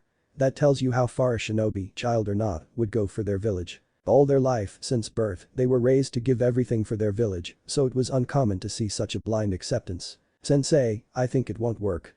The majority of the elemental nation are already on bad terms with us. They won't believe what we put in the bingo book. They will just ignore the order and take them for themselves. Said Kakashi. Already noticing the major flaw in his plan to capture some powerful ninjas. That doesn't matter. I will declare war on any nations that tries to take them from us. They have incredible power, so that makes them part of the Hidden Leaf. Minato said without hesitation. After a few years of being Hokage, he adopted the belief that power belongs to the Leaf. Seeing the last Uzumaki, last Senju, last Uchiha, and the legendary Sannin are part of the Hidden Leaf, all power belongs to them. He became blind with power, only seeing any form of power should be under his control. I fear that we are going to go to war soon if Sensei doesn't change. Kakashi thought, Guy as well. The only person close to the Hokage that started to see the error of the village. In the Sand Village, in the Kazukige's tower. This is a lot to take in. On the way back to the village from the land of Rivers, I think that is where Gaara was taken. Naruto told Gaara what happened to him. He went over the wall. The most mysterious thing for the people of the En Elemental Nation is what was over the wall. In the past, many ninjas tried to get over the wall, but they could never stick to the wall. Whenever they built anything close to the wall, it began to crumble. Buildings made of stone or metal, it started to crumble and fell apart. Of course the other side had the same problem. It was the wall reacting to people close by. To make sure that they don't get to the other side. Hearing Naruto going over the wall and exploring life in the West. To hear that chakra is a weak form of power compared to the power of the West. To hear that there is so many races that are superior to humans, even the humans are superior to the humans in the En. Especially that only about 40% of the human race could use magic or Kai. Keep in mind that humans weren't the majority population in the West. Just thinking about an invasion from the races in the West frightened him to no end. His home is one of the countries bordering the West and East. Thank God for the wall. Gaara said after finally absorbing Naruto's new life. As much as I want to help you and give you the full support of my village, I can't. We'll simply be wiped out in the first battle. He said sadly. He wanted to help his friend accomplish his destiny of becoming king, but hearing the sheer power of the West, a decision like that can't be taken lightly. He is Kazekage now and needs to think about the village first. Don't worry about it. I never intended to ask for help. I just wanted to see all you guys before I go off. Cheering Gaara up. All I ask is that you keep my identity a secret till I reveal myself. Getting a nod. I just hope I get the chance to reveal myself in the future. He said with a grim smile. Baka. You won't die. If you die, I can just bring you back like I did before. Rin said to make him stop doubting his skills. Still, I want to thank you for all your help in reviving me. Gaara said. Well, there is one thing, Naruto said as he scratched his head. A growl from Naruto's and Arturia's stomach that caught the attention of everyone in the room. Rin only facepalm and Kurama was laughing at the two. Hunger is an enemy that everyone must defeat. Arturia said with a passive face while placing her hands on her hungry stomach. Yeah? Can we get some food? He asked them. Tamari giggled, Kankuro scoffed at them, and Gaara smiled. Of course. Gaara said as he got up from his chair to take everyone out to eat. 4 months later in the land of Waterfall, after Naruto's group time in the sand, they left to go and visit others. Gaara promised that he will watch for the wall to come down and welcome the idea of an alliance with Naruto when he becomes king. Naruto headed to the land of waves to see Tazuna and Inari. They were happy to see the blonde idiot alive and happy. Then he went to land of snow to visit Koyuki. He left the country with new bruises. Apparently, Koyuki decided to give him a deep and passionate kiss after hearing his plan for the future. After the kiss, she told him I will wait. And she left. Leaving Naruto confused at her message and making Rin and Arturia angry at his thick-headedness. Later, Kurama decided to tell the group of one of the last demon in the east, Moroyo. He wanted to offer him the chance to return to the west. All demons have long life that seems like they are immortal, so Moroyo was most likely alive and the shinobi are weak against him. The group headed to the land of demons and volunteered to protect their priestess, Shion. Shion was a brat that didn't get along with Naruto much. Arturia was the person that would watch over her. When reaching the temple, Arturia and Rin fought the army and Naruto took Shion to seal Moroyo. Of course, Naruto stopped her so he can offer Moroyo the chance to go home. He refused his offer and went on the attack on the east. He was consumed by hate and wanted revenge on the sage, but he died before he could get his revenge, so he decided to target his people. Shion fell into despair and was prepared to die sealing Moroyo. However, Naruto fought hard with Excalibur and with combining his sword and Shion's mystical bell, they were able to defeat Moroyo. Shion fell in love with Naruto and asked him to pass on her power, which he agreed to. Getting another beating from Rin because she knew that Naruto didn't understand what Shion really meant. Also, there was this one time he ran into a pair of women when he decided to train somewhere more secluded. As he trained with his swordsmanship and magic skills, a pair of women watched him. They noticed he was powerful, very powerful. They came out and introduced themselves to him. They were Shizuka and Takiwa. They were out looking for powerful men to challenge and take back home for Shizuka. It was no surprise that Shizuka lost. Seeing how Naruto trained was frightening. He used the Gate of Babylon to surround himself and fired many Noble Phantasm at him. Noble Phantasm is the general name that he gave his weapon in the gate because of the power belonging to a noble king and the power could be something found in the dreams of the powerful. Naruto would use his Excalibur or one of the legendary weapons in the gate to deflect or destroy them. This was to improve his strength, reaction time, and speed. Shizuka didn't felt ashamed to losing against Naruto and happily accept him as her new husband. However, there was a problem, he wasn't ready. He told them his story after making them promise not to tell anyone. They were surprised to learn that he was the former son of the Hokage. Even more surprised to learn about the mysterious West. They were skeptical at first, but the looks in Naruto's eye told them he was telling the truth. She promised to wait for him. That was when he finally understood what Koyuki meant before. He happily agreed. Forgetting to tell the others about the news. It was going to be an interesting reunion for him. We can't forget the village hidden in the star. They had trouble with their leader forcing the next generation of star shinobi into a dangerous training. When Naruto and his friends came along, they were saved. Oh, also he killed the zero-tailed beast. When there was trouble with the land of the sky, Naruto took care of it. He helped Amaru too. As well as Haruna the new daimyo from the land of vegetables. In addition, the group ran into some trouble. Throughout their journey, they were attacked by hunter ninjas from the Leaf. They intended to capture them at all cost. During their time in snow, they found themselves in the Leaf's bingo book. That pissed them off. To find out that they made up many lies to get them into the book. The first time they ran into the Leaf, they allowed them to retreat. The rest of the time, they went back to the Leaf in Body's bag. They were already criminals in the eyes of the Leaf, so why not commit some crimes in the land of fire?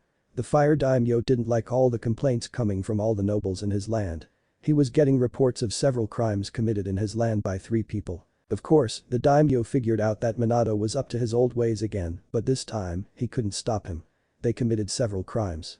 Theft, vandalism, dine and dash, murder of Leaf ninjas, and more dine and dash incident. He just let the Leaf ninja do their hunting and kept his men out of this affair, knowing the truth and the injustice done by Minato. By the time they reached the land of waterfalls, 3/4 of their hunter ninjas and 1/4 of their Anbu, and many Chunins and Genins and few Jounins died. Minato believed that as soon as he gets them, the village won't need to worry about power anymore. He believed the Rin's power to bring back the dead was enough to bring back the best they had. How wrong he was. The ranking of the major village drastically changed. The sand began to grow stronger due to allying themselves with countries that Naruto helped. Mist got out of their civil war and managed to fill in all of the 7 swordsmen of the Mist, except for Kisame. His position was replaced by Mangetsu. He is alive in my story, as a swordsman capable of wielding all swords. The group alone brought them up to strength. The new ranking from 1st to 5th is Cloud, stone, sand, mist, and finally leaf at dead last. They lost too much reputation to gain any good jobs and lost too many people trying to capture our trio of heroes. The village was in such a bad state that Jiraiya started to donate his money from Icha Icha to the village. Also, the Uzumaki wealth dwindled drastically. Kushina used the entire money of the former village of the Uzumaki clan to help the village stay afloat. Now, we find our band of heroes in Waterfall Country. So this is our last stop? Asked Arturia. Yeah. I want to say goodbye to Shibuki. He is a good man. Naruto replied. How far is it? Rin asked. Already tired from all the walking. Not that far. Just an hour more of walking. Boom, what was that? Arturia said as she drew Caliburn. I don't know, but we should check it out. Naruto said as he put on his helmet, preparing for a possible fight. Naru-chan, we need to move faster. I sense Shimei nearby. Kurama shouted. Worried for her younger sibling because of the recent Akatsuki attack. The group managed to find out that they only captured Shukaku. Ever since news of Gaara's capture, the other nations kept their Jinchuriki safe from them and the three heroes managed to stop the attacks. When Yujito was targeted, Naruto was nearby and saved her. Kakuzu and Haiden managed to escape from Naruto's wrath. Damn it. I think the Akatsuki is going for the Jinchuriki of the Seven Tails. Naruto said as he picked up the pace. A group hid in the trees near a battle between the zombie duo of the Akatsuki against a tan-skinned girl with green mint hair. By looking at the girl, she looks like she was ready to give in to her capture. Give up Jinchuriki. You won't be escaping us this time. Kakuzu said. Seeing the girl is on her last leg. Come on. Keep fighting, so I can sacrifice you to Jashin-sama. The crazed Priest, Haiden screamed out. I can't keep this up. FK thought as she begins to accept her fate to be captured by them. I don't think so. A man's voice came out getting the three's attention. You. Both Akatsuki members screamed as they recognized the man that stopped them from capturing the two-tailed Jinchuriki and nearly killed them. Who are you? FK said with some concern in her voice. The king, the man in a suit of armor said. Then she widened her eyes. The man summoned a dozen golden ripples right behind him. Making the Akatsuki stare in fear and her in awe. So will we fight Akatsuki or will you run away like last time? He said. Surprising FK that this man managed to make these two monsters run away. Damn it. We can't take him on. Only Leader Sama can take him on. Kakuzu thought as he remembered the last battle and the order that Pain will deal with him. You might have killed the puppet, but you won't be able to kill us. Haiden shouted as he charged at the man. However, he stopped. Kakuzu sent his treads to restrain his partner. Stop, Haiden. We will die if we face him. We need to retreat and tell Leader Sama we failed. Damn it. As he resigned to retreat, the two members retreated back to village hidden in the rain. Rin ran over to FK to heal her up. Thank you so much, sir. FK said as she gave a deep bow to the man that saved her. It's no problem. You are a ninja of Waterfall. Shibuki wouldn't be happy to see any of his people captured. You know Shibuki? Yeah, we are old friends, he said with a smile, but no one could see it under his helmet. We should go to the village. It's still dangerous out here. Rin said. I agree. The Akatsuki could still attack or the Leaf may send another team due to us being close to their country. Arturia said. Surprising FK that the Leaf is after her hero. Oh. I should at least get the name of my heroes. I'm Rin Tasaka. I'm Arturia Britain. I will tell you once we get to Shibuki. I need to hide my identity. Getting a happy nod from her. The four head off to the village hidden in the waterfall. Once in the village, Shibuki brought the group into his office. After hearing the story of FK being attacked by the Akatsuki, he began to worry for her and his village. Then when the man in the armor took off his helmet, everything changed. To hear that the story of their hero was mind-opening. Naruto, please take FK with you. Shibuki said while bowing to him on his knees. Said both Naruto and FK. FK was blushing at the idea of going with Naruto. She idolized him after he saved her village from the traitor, Suyin. Then she developed a crush after him rescuing her from certain death. Are you sure? I'm going to a place where Jinchuriki are weak compared to others. He said. Yes. The Akatsuki is a threat that I can't handle. FK got lucky due to you visiting me. I fear she won't survive another attack and we won't be strong enough to handle them. As he began to get up. Plus I know you will protect her. Getting a smile from Shibuki which Naruto returned with his own. Naruto faced FK. FK, do you want to go west with me? To go into war with people far stronger than anything in the east. To face certain death with little chance for survival. He said with a smirk. Of course. I will be safer with you, Naruto-sama. She said with a smile. By the way, call me just Naruto. She smiled even more. Hi, Naruto. The two begins to walk off together talking to each other. Why is it that every girl as he meet, they fall in love with the idiot? Rin asked Arturia tiredly. He's Naruto. We can't stop that. Arturia said happily, not minding all the attention that Naruto is getting. She is still getting the most attention from him compared to Rin. Something that she plans to change. We now find our newcomer, FK, joining the group. After her run-in with the Akatsuki, Shibuki offered her the chance to go with her hero to a completely new world that she isn't familiar with. After a tearful goodbye between Shibuki and FK, they headed to the village hidden in the sand. Sand village. Damn, the sun is going to kill me. FK complained. How can you three stand the heat? She accused her new friends. Didn't Rin tell you? Naruto asked her. Tell me what? As she narrowed her eyes at him. Rin stepped up, gathering her attention on her. I have a spell that can keep you cool in the hottest temperature, she said with a big grin, causing FK's jaw to drop. You? How come you didn't give it to me?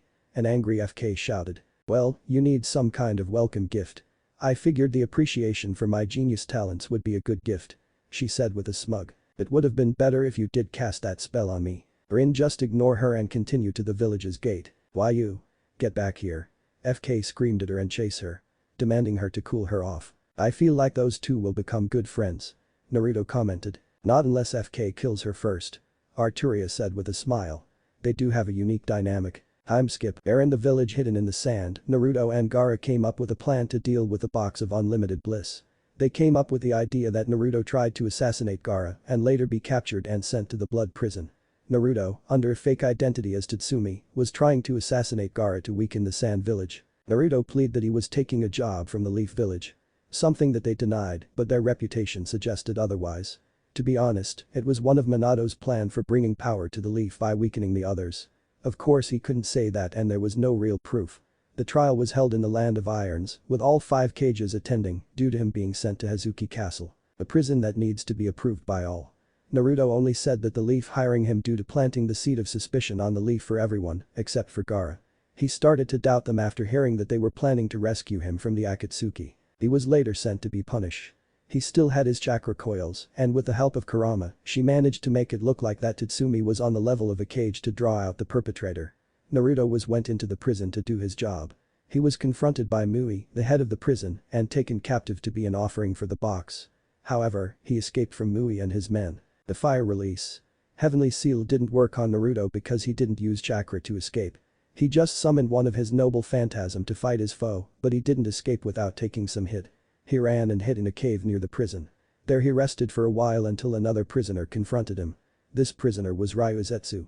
She came in to heal him and talk about her purpose there. They got along well and agreed to work together to kill Mui and destroy the box of unlimited bliss. The problem was that they needed to find the box.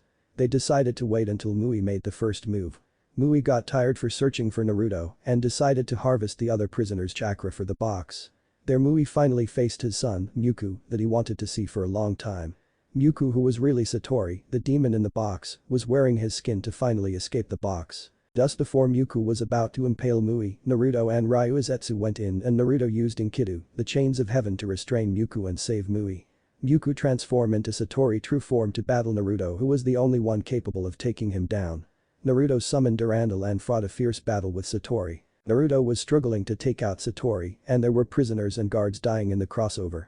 Naruto couldn't take it any longer and summoned E and finally slain the demon and saved the others.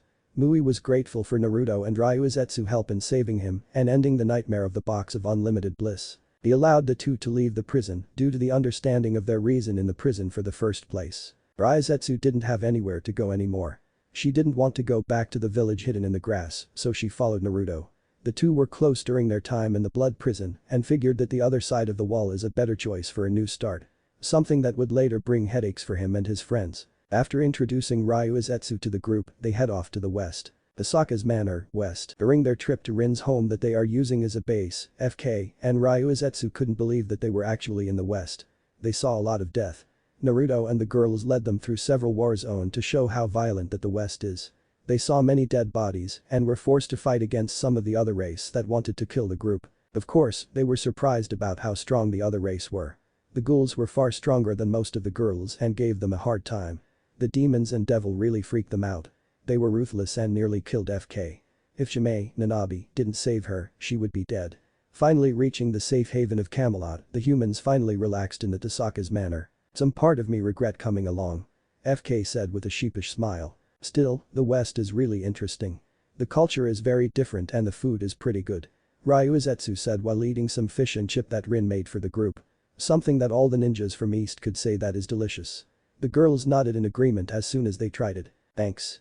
Happy to know that you like our cuisine. Rin said with a smile. The entire group spent the next couple of hours eating and enjoying their time in the manor. Especially Arturia, Rin rarely makes a lot of food. She was going to eat as much food as possible. Now that celebration are over, we need to talk about what are we going to do next. Arturia said with a serious voice. True. We finish your little vacation and now we are back in West. What is next, Naruto? Rin asked. Making everyone look to the once and future king for guidance. The next step is getting more power. Even with all the weapons that I could summon, we need more to fight every race. I'm thinking of something crazy. How crazy? Rin asked. She knew and dreaded that look. I plan on taking the power of the heavenly dragon. What? Rin and Arturia shouted. Surprising the other girls that don't know of the legend. That is stupid. Even for you. Rin shouted. Agreed. At least wait for Lady Merlin to return before facing them. Arturia said with concern in her voice. Excuse me. Would you guys explain what is a heavenly dragon? FK asked as she raised her hand. The heavenly dragon are two dragons that holds power that nobody can face. In the past, the demon race challenged against one of the two and lost their demon lord. They later went into hiding to build up their force.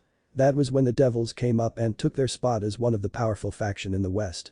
The demons are still more powerful than the devils, but they are low in numbers. Back to the dragons, legend foretold that they were sent to be the one to aid the once and future king. Rin said in lecture mode. So why is it a stupid idea for Naruto to face them? He is the once and future king. Ryuzetsu asked confused about the problem. The problem, Ryu, is that I wasn't born when they were sent to the west. They waited and many people hunted them down like the Biju at home, so they fought back and started to ignore their duty. They would test me or just kill me. Seeing as no one is capable of taking them down, we believe that they will kill me. Naruto answered using the nickname he gave Ryuzetsu. Oh. Ryu said. Still it is the right call. It's time I face them. We can't wait for Merlin to come back. He said as he stood up. I'm doing this alone. No buts. This is my destiny and it's time I face it. What is your destiny then, Naruto? Ryu asked as she or the others haven't heard the full legend. It's an old legend that existed way before the wall came up. It became a fairy tale that many parents told their kids in hope to give them hope for a warless future. It says, a child capable of pulling the golden sword of Victorious from the stone will be bestow power capable of saving the world or destroying the world. Arturia answered, as she loves the story since childhood. FK just listened carefully and was reminded something. This reminds me of she went on to tell the story. It was a story that speak of the child of prophecy from Shibuki. He had a summon that would talk about it all the time. Interesting story, a feminine voice said from nowhere. Surprising FK and Ryu. The other three already recognized the voice and her antics. Calm down everyone. It's Merlin. Naruto said as he continued to drink his tea. Then Merlin came out of the shadow and showed herself. You need to stop doing that. Coming out of nowhere without me sensing you is scary. Excalibur said. As she doesn't like any surprise that put her master in danger. Come on. I thought it was funny. Kurama said as she came out of the kitchen with a bag of chips. Nice to see someone on my side. Merlin said with a smile. Now, I'm Merlin. You should already know me. She asked getting a nod from the two. Good, now FK, that story isn't really surprising. After talking with Lord Byako himself, I learned that all elders of each of the summon race once heard of our legend about the sword in the stone. Even the White Tiger Elder had a similar memory of our story, but only remember parts of the legend. This summon elder must have remember parts of our legend and pass it on as a prophecy.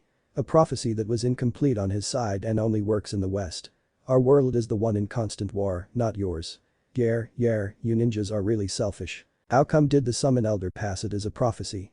He said he saw it in a vision. FK asked. You just said it. He is an elder. An elder with memory problem like all other elders of all race. Merlin pointed out. Making FK realize she was right. The elders of all summons were infamous for their long age and memory problem. In hindsight, Naruto's pain could have been avoided if they acknowledged that the elder of the Toad summons was just an old forgetful toad because it was him that caused the Namikaze family to only care about Mito. Well, with that out of the way, Naruto. Merlin gave a serious look. You are right. She said with a smile. Yeah, said all the girls in the room. Leaving Naruto dumbstruck and Kurama laughing. I said he is right. It is time that he faced those two. Albion is more loyal, so he may come quietly if you show him Caliburn, but Drake will ask for a fight. You will need to prepare for that. Merlin said in all seriousness. Time skip. Naruto asked for Caliburn back to use against the heavenly duo. Arturia handed back to him with a kiss. Rin also gave him a kiss and threatened to kill him if he dies. Ryu and FK made Naruto promise to come back. Then Naruto head off to Mount Heaven. The mountain range where the heavenly duo live and fight. It was named after them. Then Naruto head off to Montana. Heaven. Man Naruto said as he longed at the sheer destruction around the mountain. Grrrr. Who goes there? A very powerful shout came from above. Showing two large dragons. One red and one white. Who dares enter our home? The red one shouted. Not liking intruders. Look Albion, a human came to challenge us. I haven't seen any human come here before. This will be the first, Drake. Both Drake and Albion laugh at this. Hey. Don't look down on me. Shouted Naruto. Not liking how people always look down on him. Make me human. Drake said. Naruto only grinned at this. He drawn out Caliburn and let her light shine bright in front of the two. I am possible. Drake shouted. Finally. Albion said with glee. Our master is finally here. That's right. I am the once and future king. I come here to ask for your help to unite the land. I'm honored to help, Albion said as he showed his respect. He was more the respectful one out of the duo. Not me. You need to beat me if you want my help. What are you doing, Drake? He is the one that we were born to help. Will you deny our birthright? Albion asked. Damn right. He needs to prove that he is worthy of my power. How dare you, Albion shouted but was interrupted. I will fight. But Albion tried to protest. No buts. All my life, I never asked for anything. Everything I have, besides Caliburn and some other things, I work hard to get. I won't let this stop me. If you want to fight then I will give you one. Naruto shouted as he drew Excalibur too. We are with you, Master, my king. Excalibur and Caliburn said as he prepared to fight. Albion, I like that you show respect for me, but I have to do this. It's not about power. It's about proving my worth. He said, making Albion look at him with more respect, and decided to leave the battlefield. You earn a little respect, human. I hope you are ready. Mother God is a female and created the heavenly dragons, so they are their mother, promised me that her chosen king will be strong. Bring it. Naruto, Caliburn, and Excalibur shouted. Naruto charged at the Welsh dragon, while the vanishing dragon sit back and watch. Naruto starts slashing at the scales of Drake, but proved to be fruitless. Damn, his scale is tough. Then he switched tactic and jumped back after a powerful fire attack.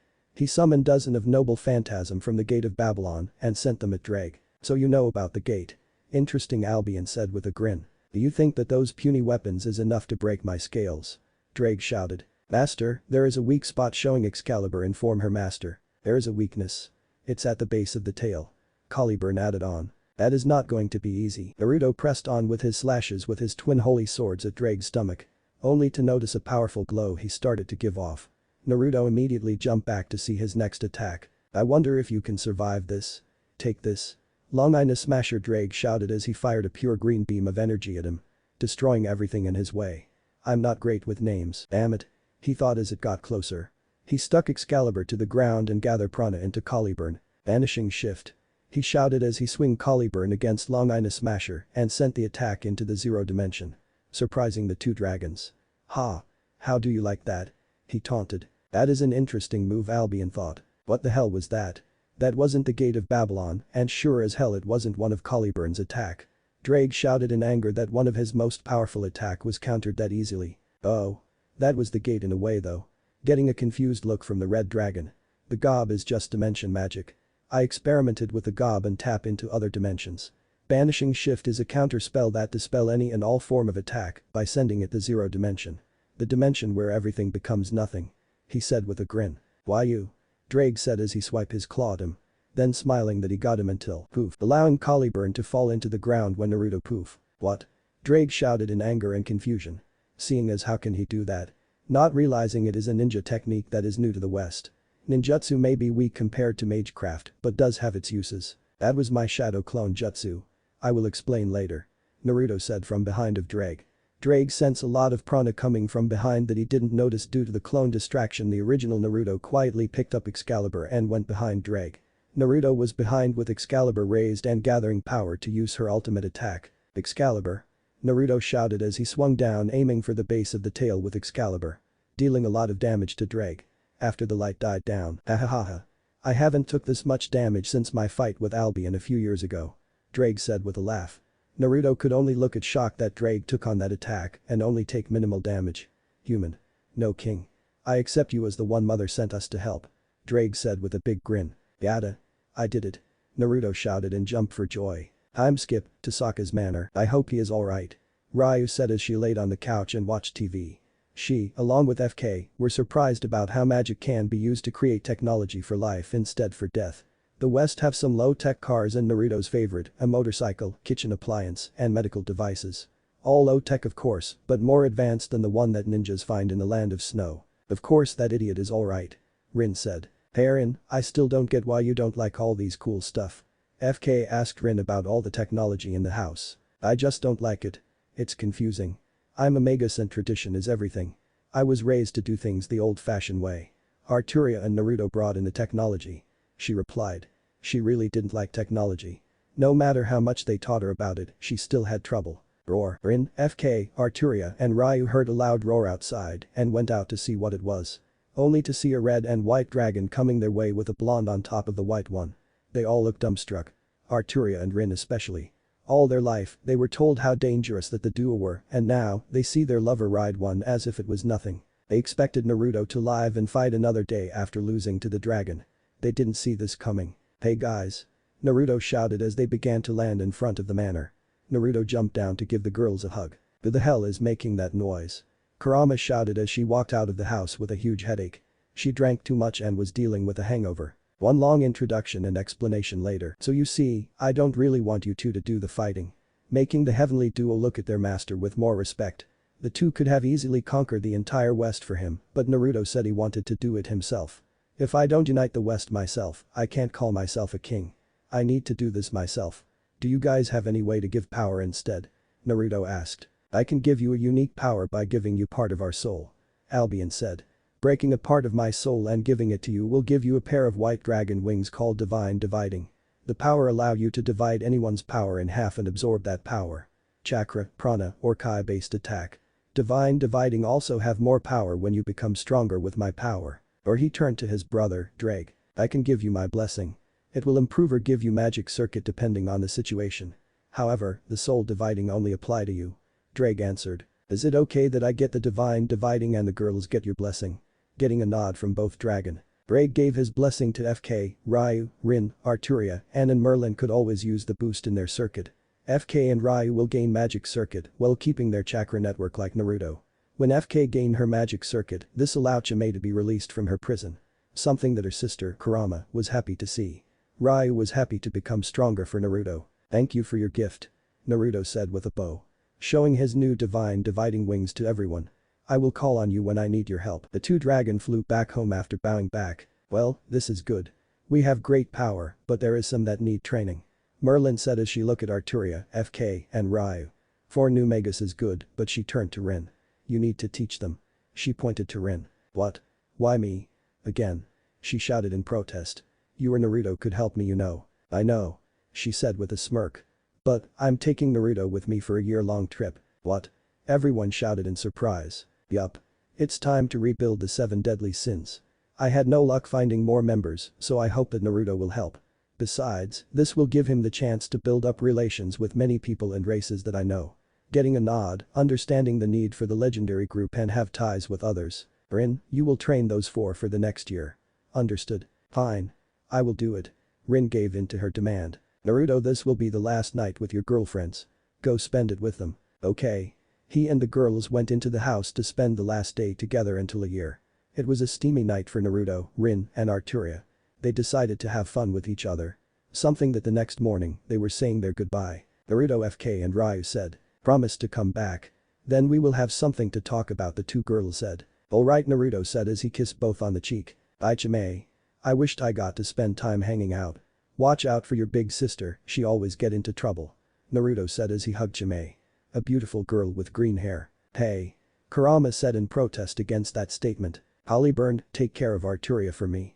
You are a great sword that I was lucky to have. He said to Caliburn in her sheath by Arturia's side. I will, my king. Promise to come back alive. Caliburn replied. Of course. He said with a smile. Naruto, it's time to go. Merlin said. But bye. Somewhere is in the west. So Naruto, how was your trip back east? Merlin asked as they traveled the land in search of members. For the most part great. However, flashback during Naruto's little vacation back in the elemental nation, it wasn't all pleasant. It was a simple visit to all his friends and helping people out on the way. It suddenly turns into a manhunt on him and his friends. It was the right call to wear a full-body knight armor during his reunion trip. However, it made him an easy target to identify. Not only did the Leaf Village hunted them down to kidnap them, there were some other groups that were interested in them. Well. Look at what we have here. A voice came to the trio in the campsite. Naruto, Arturia and Rin drew their weapons and prepared to fight to walk up to them. It turned out to be a pair wearing black cloak with red clouds and their signature hat. What does the Akatsuki want with 3 random people? Naruto asked the leading one. We came here to recruit you 3. Seeing how you easily defeated our own leader Sama hoped that you would join. The leading one said. The pair pulled off their hat to reveal themselves. Itachi Uchiha and Kisame Hoshigaki. Rin said as she recognized them from the bingo book she grabbed from one of the dead leaf hunter nin. We have no intention to join your organization. Arturia said as she ready Caliburn. Too bad. Kisame said with a mad grin. That mean we will take you forcefully. He said as he charged with Samehada. Don't kill them Kisame. Itachi ordered as he continued to stare down the man with the armor. Back up Arturia if she needs it, Rin. I will handle this one. Naruto said. Rin nodded to his command. Arturia easily blocked Kisame's attack. You are pretty strong for a girl. Kisame said with his mad grin. This only made Arturia mad. She began to push back the monster of the mist. Don't think that a woman can't defeat a man. She shouted as she pushed back Kisame. Kisame noticed a cut on his cheek. Haha. Looks like I did underestimate you. Next time, I won't let it happen again. Kisame went in for another strike. Caliburn began to glow with prana for the strike. As soon as their blade made contact, Samehada tried to shred it. What is going on? My Samehada should eat the chakra coming off the blade and break it, said a confused Kisame. The trio only smirked at his statement. Itachi picked up on that smirk. It's not chakra. How can your sword beat mine if it can only eat chakra? She once again overpowered Samehada. Then she charged him with a slash ready. Kisame barely dodged it. That is water style. Exploding water colliding wave. Kisame shouted as he went through some hand signs. Then a large wave of water approached to slam into her. Caliburn. Arturia shouted to her sword. Right. Caliburn said as she prepared more prana for her next attack. Itachi and Kisame were surprised to hear her blade talk. She stabbed Caliburn to the ground. Caliburn released the prana stored up and released it underground. It caved in the floor right in front of her, creating a large enough crater for Kisame's jutsu to fill up. Sparing her the disadvantage of fighting on water. She was a normal human, but a hell of a lot stronger than the one in the east. She can't do any special tricks, but she can handle a lot more than ninja and civilian alike. This will take too long. Itachi then went through some hand signs himself to aid his partner. Fire style Phoenix Age fire multiple fireballs went for Arturia. Then suddenly several weapons came out of gold ripples behind Naruto and destroyed them. Arturia gave him a nod of gratitude and went on to continue to attack Kisame. Rin just stayed back and watch. This is their fight. Don't interfere. Naruto said while crossing his arm and look intimidating toward Itachi. There were dozens of gold ripples behind Naruto, ready to be released and strike Itachi. Is there any way to convince you to join the Akatsuki, King? Itachi asked once again to King. No, he replied. So be it. Fire style. Phoenix Age flower nail crimson Itachi said as he threw some shurikens at him and coated them with fire. Naruto only fired his noble phantasm at them with great precision. He destroyed all of them. Naruto then charged at Itachi with Excalibur. He was aiming for his head. Passed. I can't dodge this or substitute myself in time. Itachi thought as he prepared his triumph card. Red ribcage began to appear all around them. Excalibur couldn't cut through the ribs made of chakra. Master, be careful. This technique is very powerful. Excalibur warned her master. He only jumped back and examined Susanoo. This is Susanoo.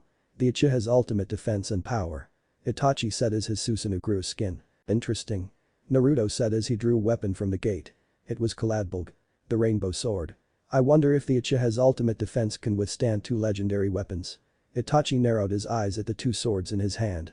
He didn't recognize those blades to be any legendary weapons. So he guessed they were weapons lost to time.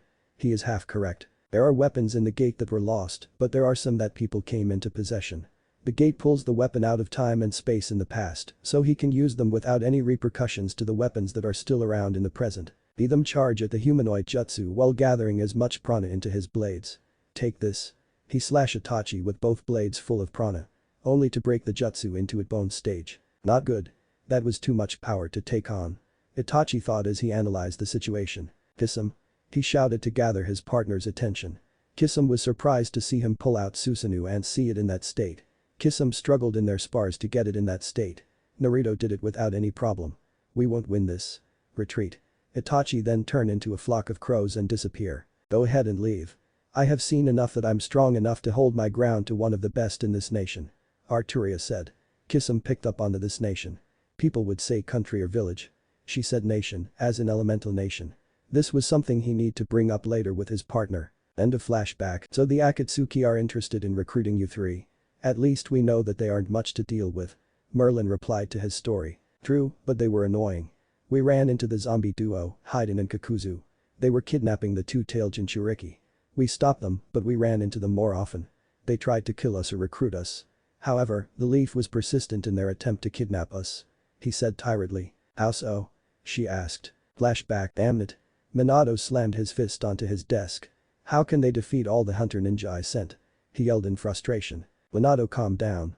We knew that they were powerful to take on the Akatsuki on their own. You can't expect that we can kidnap them so easily. Jiraiya told his student. It has been several weeks since he falsified the records of one Saber, one Rin, and one Arturia into the Hidden Leaf records. All attempt to kidnap them for their power they have. Many hunters died in their attempt to capture them. All were sent back to the front of the gate of the Leaf in bodies bags. Shocking many civilian and ninjas. Even, Jiraiya's spies began to disappear when searching for information on them. He concluded that they were killed. I can't keep searching for them. Whoever those three are, they are killing too many ninjas and my spies. We will need all of them against the Akatsuki and Orochimaru in the future. Jiraiya told Minato with a frown. He can't support his student's decision to continue to hunt for three unknowns. Not with causality count rising. Fine then.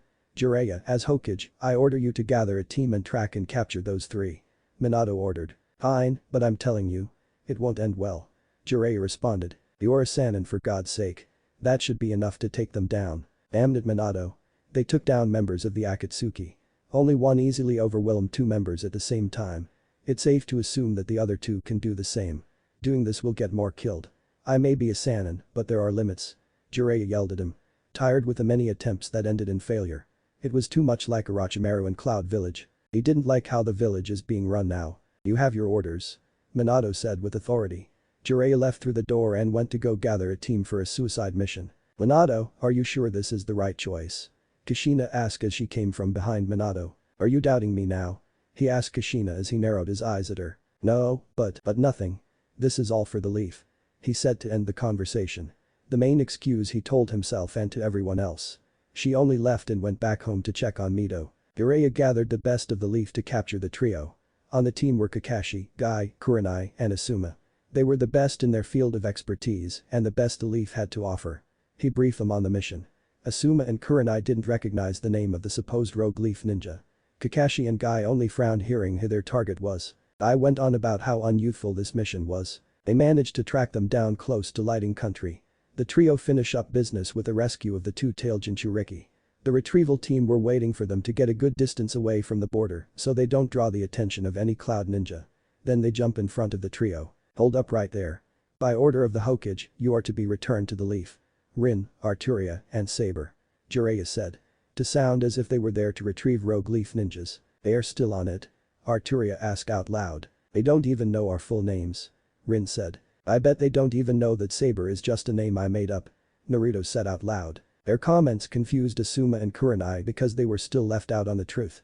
They looked at their supposed traitorous comrades and didn't recognize them, but they had orders to capture them. Rin, Arturia. I will deal with the guy with big white hair. You guys will deal with rest. Getting a nod from his friends. Naruto versus Jiraiya. Why won't you guys leave us alone? We did absolutely nothing against your village. Naruto asked. Sorry, Saber, but you guys are too powerful to be left alone. The Leaf needs your power. Jiraiya responded. You don't even know my names or who we really are. Then you decided to put us in your bingo book as rogue ninja from your village. That is just sad. Naruto said well he wanted summon his gate and prepared a lot of noble phantasm. Jiraiya flinched at his comment. He always thought that the Leaf is the best and didn't need to do anything pathetic. He thought they were above the world. Now he is living his nightmare, the Leaf village in a desperation situation. Just surrender. Jiraiya ordered. Then a dozen of noble phantasm shot out toward Jiraiya. Jiraiya didn't get out unscathed. He lost his right arm immediately from the barrage of powerful weapons. I'm tired of your village. You believe to be gods, but you're far from it. The closest one to God is me. I'm the once and future king. Naruto announced. Even in pain, Jiraiya paid attention to what he said. Once and future king. What is that supposed to mean? Jiraiya thought as he would investigate it later. Give up. I already took away your arm. You won't be able to perform any of your powerful jutsu without both arms. You're just so weak. He taunted him. He charged at him with a Rasengan. Only to have Naruto use Excalibur to block the attack with ease. This is boring. You are no longer capable of fighting me where many have failed. Naruto said coldly and kicked Jiraiya away into a wall. Putting him out of the fight. That man is ruthless. Jiraiya thought as he fell unconscious. Arturia and Rin versus Asuma and Kakashi and Guy and Kurenai. Surrender. We have you outnumber. Asuma shouted at the pair of girls. True, but Rin said, until Arturia continued. We have you outmatched. We each fought members of the Akatsuki single-handedly. Can you say the same? Arturia said with a smirk. Making all of them flinch. They knew that all of the members were powerful and they couldn't take them on solo. Hearing that they could, drop their morale. It doesn't matter, we will capture all of you, Kakashi responded. Hey Arturia. Since this isn't a fair fight, you may want to drop the code of chivalry for now. Rin said as she pulled out multiple jewels. Only this once. Arturia said while drawing Caliburn. I will take the one in green and the one with one eye. They are close-quarter combatants. They may prove to be as strong as Kisame. Shame that we didn't finish our fight. This new piece of information surprised the Leaf Ninjas. Kisame is easily one of the best fighter of the Akatsuki.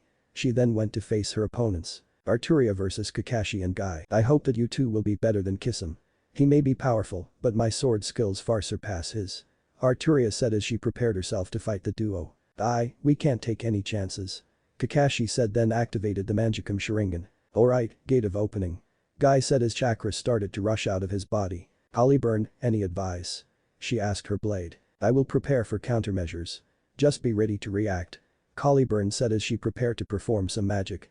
Arturia couldn't use prana, so she depends on Caliburn herself to perform any magical attack. I rush in for a kick. Only to have Arturia instinct take over and dodge it. She then turn around to take a slash at him. Her reaction speed is so fast.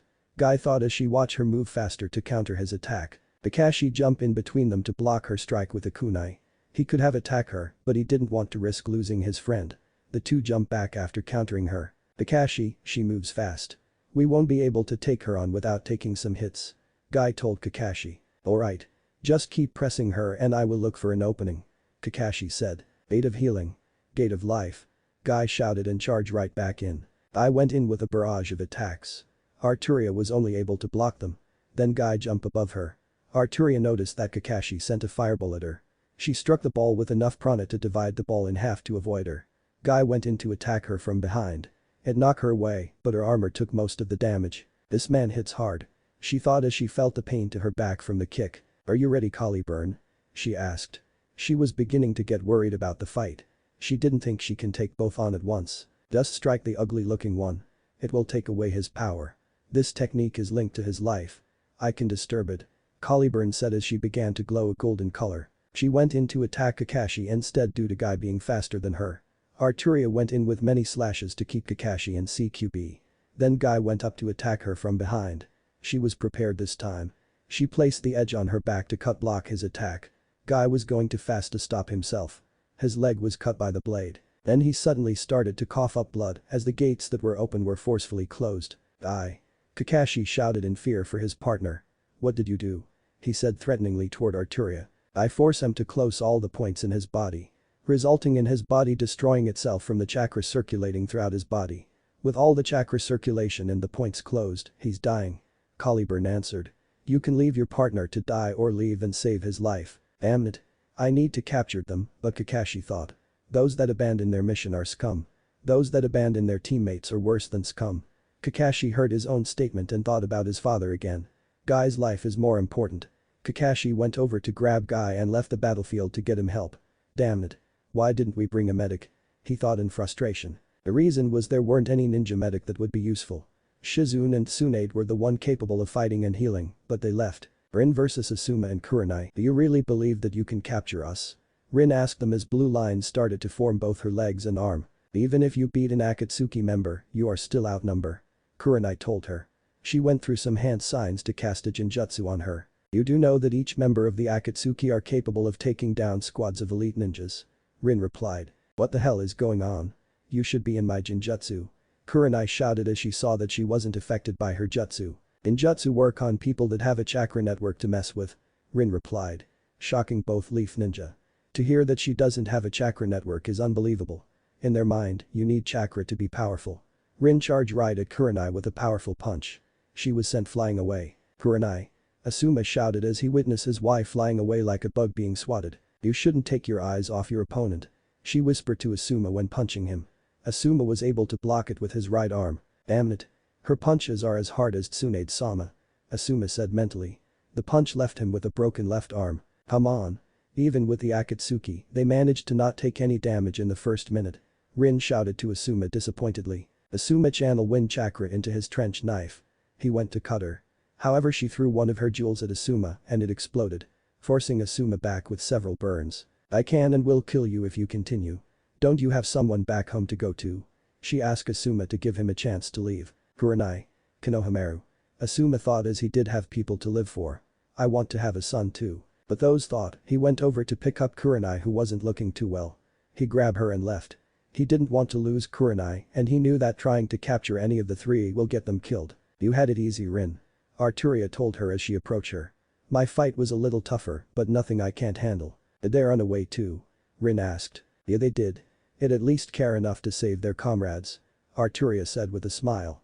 She was a knight at heart and value those that fight along with her. They were too easy. Naruto said as he came out of the bush. The legendary Toad Sage my ass. Just one wave of noble phantasm and he went down. Several days has passed and the Leaf Squad managed to get back home. Jiraiya, Kurenai and Guy went into intensive care. A missing arm with a lot of blood lost wasn't good. Guy chakra network was damaged severely, but he was able to recover with time, a lot of time. Kurenai suffered from multiple broken bones and internal bleeding. All were able to recover, except for Jiraiya's arm. Minato, we have a problem. Jiraiya told Minato from outside of the window. It has been a month since he got out of the intensive care unit. He went to check on his spies and look for Tsunade. He thought the worst when Naruto mentioned her and he needed her to get her a new arm. To only find out that she disappear. What is it? Minato asked as he stopped working on the paperwork. I checked with my spies, they lost the three and too many died searching for them. They refused to look for them anymore. Making Minato frown. Worst, Tsunade and Shizune disappeared. He said with a frown. What? During my fight with King, he mentioned Tsunade. I went to check on her after I got out and she is missing. My spies couldn't find anything on them. I'm afraid that they left or were captured. This isn't good. We can't lose another Sannin. Not to these three unknown. I think she left. I check and she took both the scroll of seals and all the Uzumaki scrolls. Damn it. Minato shouted in anger. He was okay with her leaving if she was still close to the village. Now she left the country with the least secrets. End of flashback. Well, they sound like they won't be a problem in the future. They will be able to easily dealt with if they act up. Merlin said to his story. Yeah. Who are we going to look for first? Naruto asked Merlin. We are looking for the leader of the 10 commandments from the demon race. Merlin said seriously. Surprising Naruto that they would go for one of the strongest in the West. Relax. There have been some issues with him and this race. I think this would be the best chance to get someone strong on our side. Besides, he might be the new leader of the 7 deadly sins. Somewhere in the West in Demon Country. I still say that this is a very bad idea. Naruto shouted in protest. Stop crying about it, Naruto. Merlin replied. All the demons we ran into attack me. You stood there and watch. He pointed at Merlin angrily. Hey, I got you a new outfit at least. I could have left you in that damage armor, but I'm kind enough to get you something new. Plus, it matches your girlfriend's armor. She said with a clap. During the search in demon territory, they were constantly attacked by demons of all kind. They were relentless in their attack. The knight's armor that Naruto once wore became damaged and wouldn't be able to protect him properly. Merlin designed a blue armor outfit for him. The design are similar to Arturia's armor. And Fate Extra Saber. Gawaine's armor. Fine. I'll stop bitching about it. Where is this guy? Meliodas. His name is Meliodas and he is someone you shouldn't underestimate. He was personally chosen to lead the 10 commandments and he's the eldest son of the Demon King. Merlin answered. Why are we looking for a guy like that? He asked fearfully. Because things has changed. Since the death of the Demon King, he hasn't been the same. He started to change. Recently he left the 10 commandments. He has leadership skill and great power. A good potential for the Sin of Wrath. The Sin of Wrath stands as the leader of the 7 deadly sins. Okay, but how do we find him? Naruto asked once again. Why not look behind you? An unknown voice suggested. Naruto immediately drew Excalibur and turned around. Merlin was still relaxed and wasn't worried. She slowly turned around instead of quickly. Only to find a kid with messy blonde hair and emerald green eyes. Who are you, kid? Naruto asked as he put away Excalibur. Not believing that a child was a threat. Besides that, Excalibur hasn't said anything about him. She would warn him if there was danger near like the attacks before. Who am I? Who are you? The blonde kid asked. Oh. I didn't introduce myself. I'm Naruto. This is Merlin. He pointed to Merlin. She didn't look surprised seeing the child. Oh, I know Merlin. I was wondering who are you? The child asked again. I already told you. I'm Naruto. He told the child again. He won't get it. Just introduce yourself before night times comes. Merlin said. Getting a confused look from Naruto. Okay then. The child answered Merlin. I'm Meliodas, former leader of the 10 Commandments. Nice to meet you. Meliodas said with a grin. Surprising Naruto. After a few minutes of shock from Naruto. I thought you would have been older. He deadpanned. Rude. I'm over 3,000 years old. Meliodas retorted. Making Naruto faint from the shocking piece of evidence. He fainted. Are you going to tell me who here really is Merlin? Meliodas asked Merlin after he finished poking Naruto with a stick. He is the one to pull the sword out of the sword. Merlin said with a sly smile. That sword he is carrying isn't Caliburn, he pointed out. It's true, Lord Meliodas. Caliburn was given to Master's lover. She dreamt of pulling Caliburn as a child. When Master received me from Lady Vivian, he had no need of carrying 2 holy swords. My name is Excalibur, the sword of promise victory, and my companion that protects me and Master as my sheath is Avalon. Excalibur answered. Avalon just started to glow as a sign of saying hi. Oh. Then that's okay. Why are you looking for me, Merlin? I want to recruit you to the 7 deadly sins. Why should I join? Naruto wants to unite the land. Uniting all races and find peace with everyone. I want his dream to come true, but he can't do it alone. He will need all the help he can get. He is too young and inexperienced in the West. He came from over the wall in the East. Surprising Meliodas. This is the first news about anything coming from the East. He didn't like how life was there and decided to come here. Even though he'd been here for more than 3 years, he made some friends. Several human friends including his lover and a ghoul. With the ghoul, he even offered her to take a bite off him to survive, which she rejected his offer. Surprising him even more. It was common for humans to kill ghouls right away due to avoid being eaten. Then to offer a ghoul a piece of you is dangerous. A ghoul could lose control from the taste and may eat him instead of taking a bite. The kid seems like he would make a good leader, but he needs work. I'm hoping you would teach him a thing or two and help rebuild the 7 deadly sins. Merlin finish. Let me test him first. Then we will see. Meliodas said. He definitely became intrigued by Naruto. Most people wouldn't think about doing half of the things he'd done. Merlin snapped her fingers and a puddle of water was splashed on Naruto's face. Ahhh. He screamed from the cold water and drew Excalibur and began swinging it like an idiot.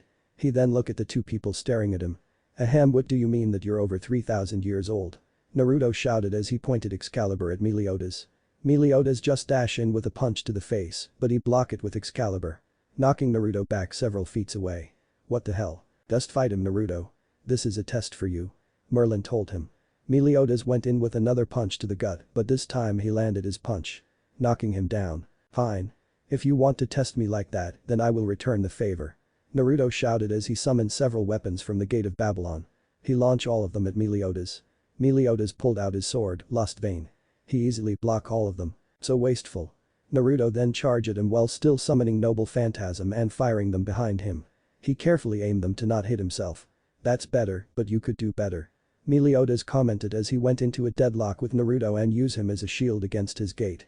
Meliodas easily overpowered Naruto and pushed him back with a barrage of slashes. Naruto only managed to block half of the attacks. Good. You block all those that would have left a fatal wound. You have good battle instinct. However, is this all you can do? Naruto jumped back. Of course not. Shadow Clone Jutsu. Naruto formed 7 clones. Each clone summoned a Noble Phantasm from the gate to use as Excalibur can't be replicated. Neat. I can do the same. Meliodas created 7 clones of himself. The difference is that his sword, Lost Vein, was copied as well. Lost Vein gave Meliodas the ability to create physical copies of himself, unlike how Naruto uses ninjutsu to create clones. All clones charge at each other as the real ones attack each other. At the end of the quick battle royal, Meliodas' clones won. Damn it. It's not over yet. Naruto shouted as he pulled out Durandal from the gate and focused the holy energy of it and Excalibur together in a X shape. A bright orb started to form in between the 2 swords. Wolf whistle, that looks like it can do some damage. Meliodas commented. However, it won't be enough to beat me. He said with a smirk. Holy flash bang. Naruto pointed the swords at Meliodas and released the orb of holy energy. The technique came from the idea from Kurama's tailed beast bomb. Concentration of energy into a single point and build it up. then releasing to land on the target and explode in a furious explosion. Naruto used holy energy instead of chakra or prana. He could do it with either of those energy source, but holy energy is unique in its own way and is far more easier for Naruto to use. Considering that he holds many holy swords and is the one chosen by God herself. Full counter. Meliodas swung his sword at the right moment to make contact with the orb and sent it right back. Shit. Naruto thought as he closed his eyes to take his own attack. Only to feel nothing hit him. Naruto opened his eyes to see Merlin erupting a powerful barrier in front of him to block the attack. "You did pretty well for a kid," Meliodas said as he walked to him after the barrier came down. "The last attack looked very dangerous and could have killed me considering I am a demon." Naruto only looked sheepish and rubbed the back of his head while giving a weak laugh. Meliodas then turned to Merlin. "Okay, I will join the sins. I will also give the kid a lesson of two." "A lesson?" Naruto questioned him. "You're good kid, but not good enough. You make a decent soldier, but a leader is something that you will need to learn. Who's better to train you in leadership than the one that was said to be the next demon king?" Meliodas answered with a smirk. After giving it some thought. "Fine. Deal, but what's up with the 180? I heard that you were once a merciless killer and greatly respected by all demons and other races. What happened to you?" Naruto asked once again. During his years in the West, he learned a lot about the major players in the West. Meliodas was described as a ruthless killer. He would show absolutely no mercy to anyone he raced and had a great hatred for other races. "Oh. Things happen," Meliodas said with his usual go-happy tone. Naruto figured he would not like to talk about it and should be happy that he is like this now. Nearly a year has passed since Meliodas has joined the 7 deadly sins and in Naruto's quest to unite the entire West continent. During the year, he trained Naruto in swordsmanship. Much to the disappointment of him. He wanted to learn some cool technique. Naruto didn't see the full potential of his power as the once and future king. Naruto only took the time to use a few weapons at a time from the Gate of Babylon and some powerful techniques he learned. That alone made him a powerful opponent, but it wasn't enough. Meliodas gave him a few lessons on how to utilize his gate better in combat. Naruto started to use the gate in more of a creative ways. After the lessons, the group continued to travel the entire West to search for members for the 7 deadly sins. At the start of the journey, the only members were the Boar's sin of gluttony, Merlin, Lion's sin of pride, Escanor, and Dragon's sin of wrath. Meliodas. 3 out of the 7 sins were filled, but Merlin was determined to revive the group. During one of their travel, they heard news of an immortal lurking around the countryside. Meliodas was intrigued by it and went off on his own to find this person. He came back a few weeks later with Ban. As an undead banner now, Fox's sin of greed. Ban. Since Ban joined the group, he and Meliodas became best friends. A few months later, Naruto decided to part ways temporary. Naruto wanted to train on his own in mastering his new power, Divine Dividing. The cool technological looking white and blue wings amazed Naruto greatly. Besides the ability to fly, he was able to divide his opponent's power in half every 10 seconds. According to Albion, if he trains in the wings, he would unlock a far greater power than the wings. Naruto decided to visit the fairies' forest that was said to be rather peaceful. He figured that it would be the best place to train without anyone trying to stab him in the back. Unfortunately, he ran into trouble there. He stumbled across a battlefield in the fairies' forest. A few demons and a couple dozens of devils were fighting each other. In the midst of their conflict were the peaceful fairy race or the surviving ones. Before the battle between devils and demons, the forest was already attacked and many fairies died. Only a couple dozen survived the attack and decided to rebuild their home.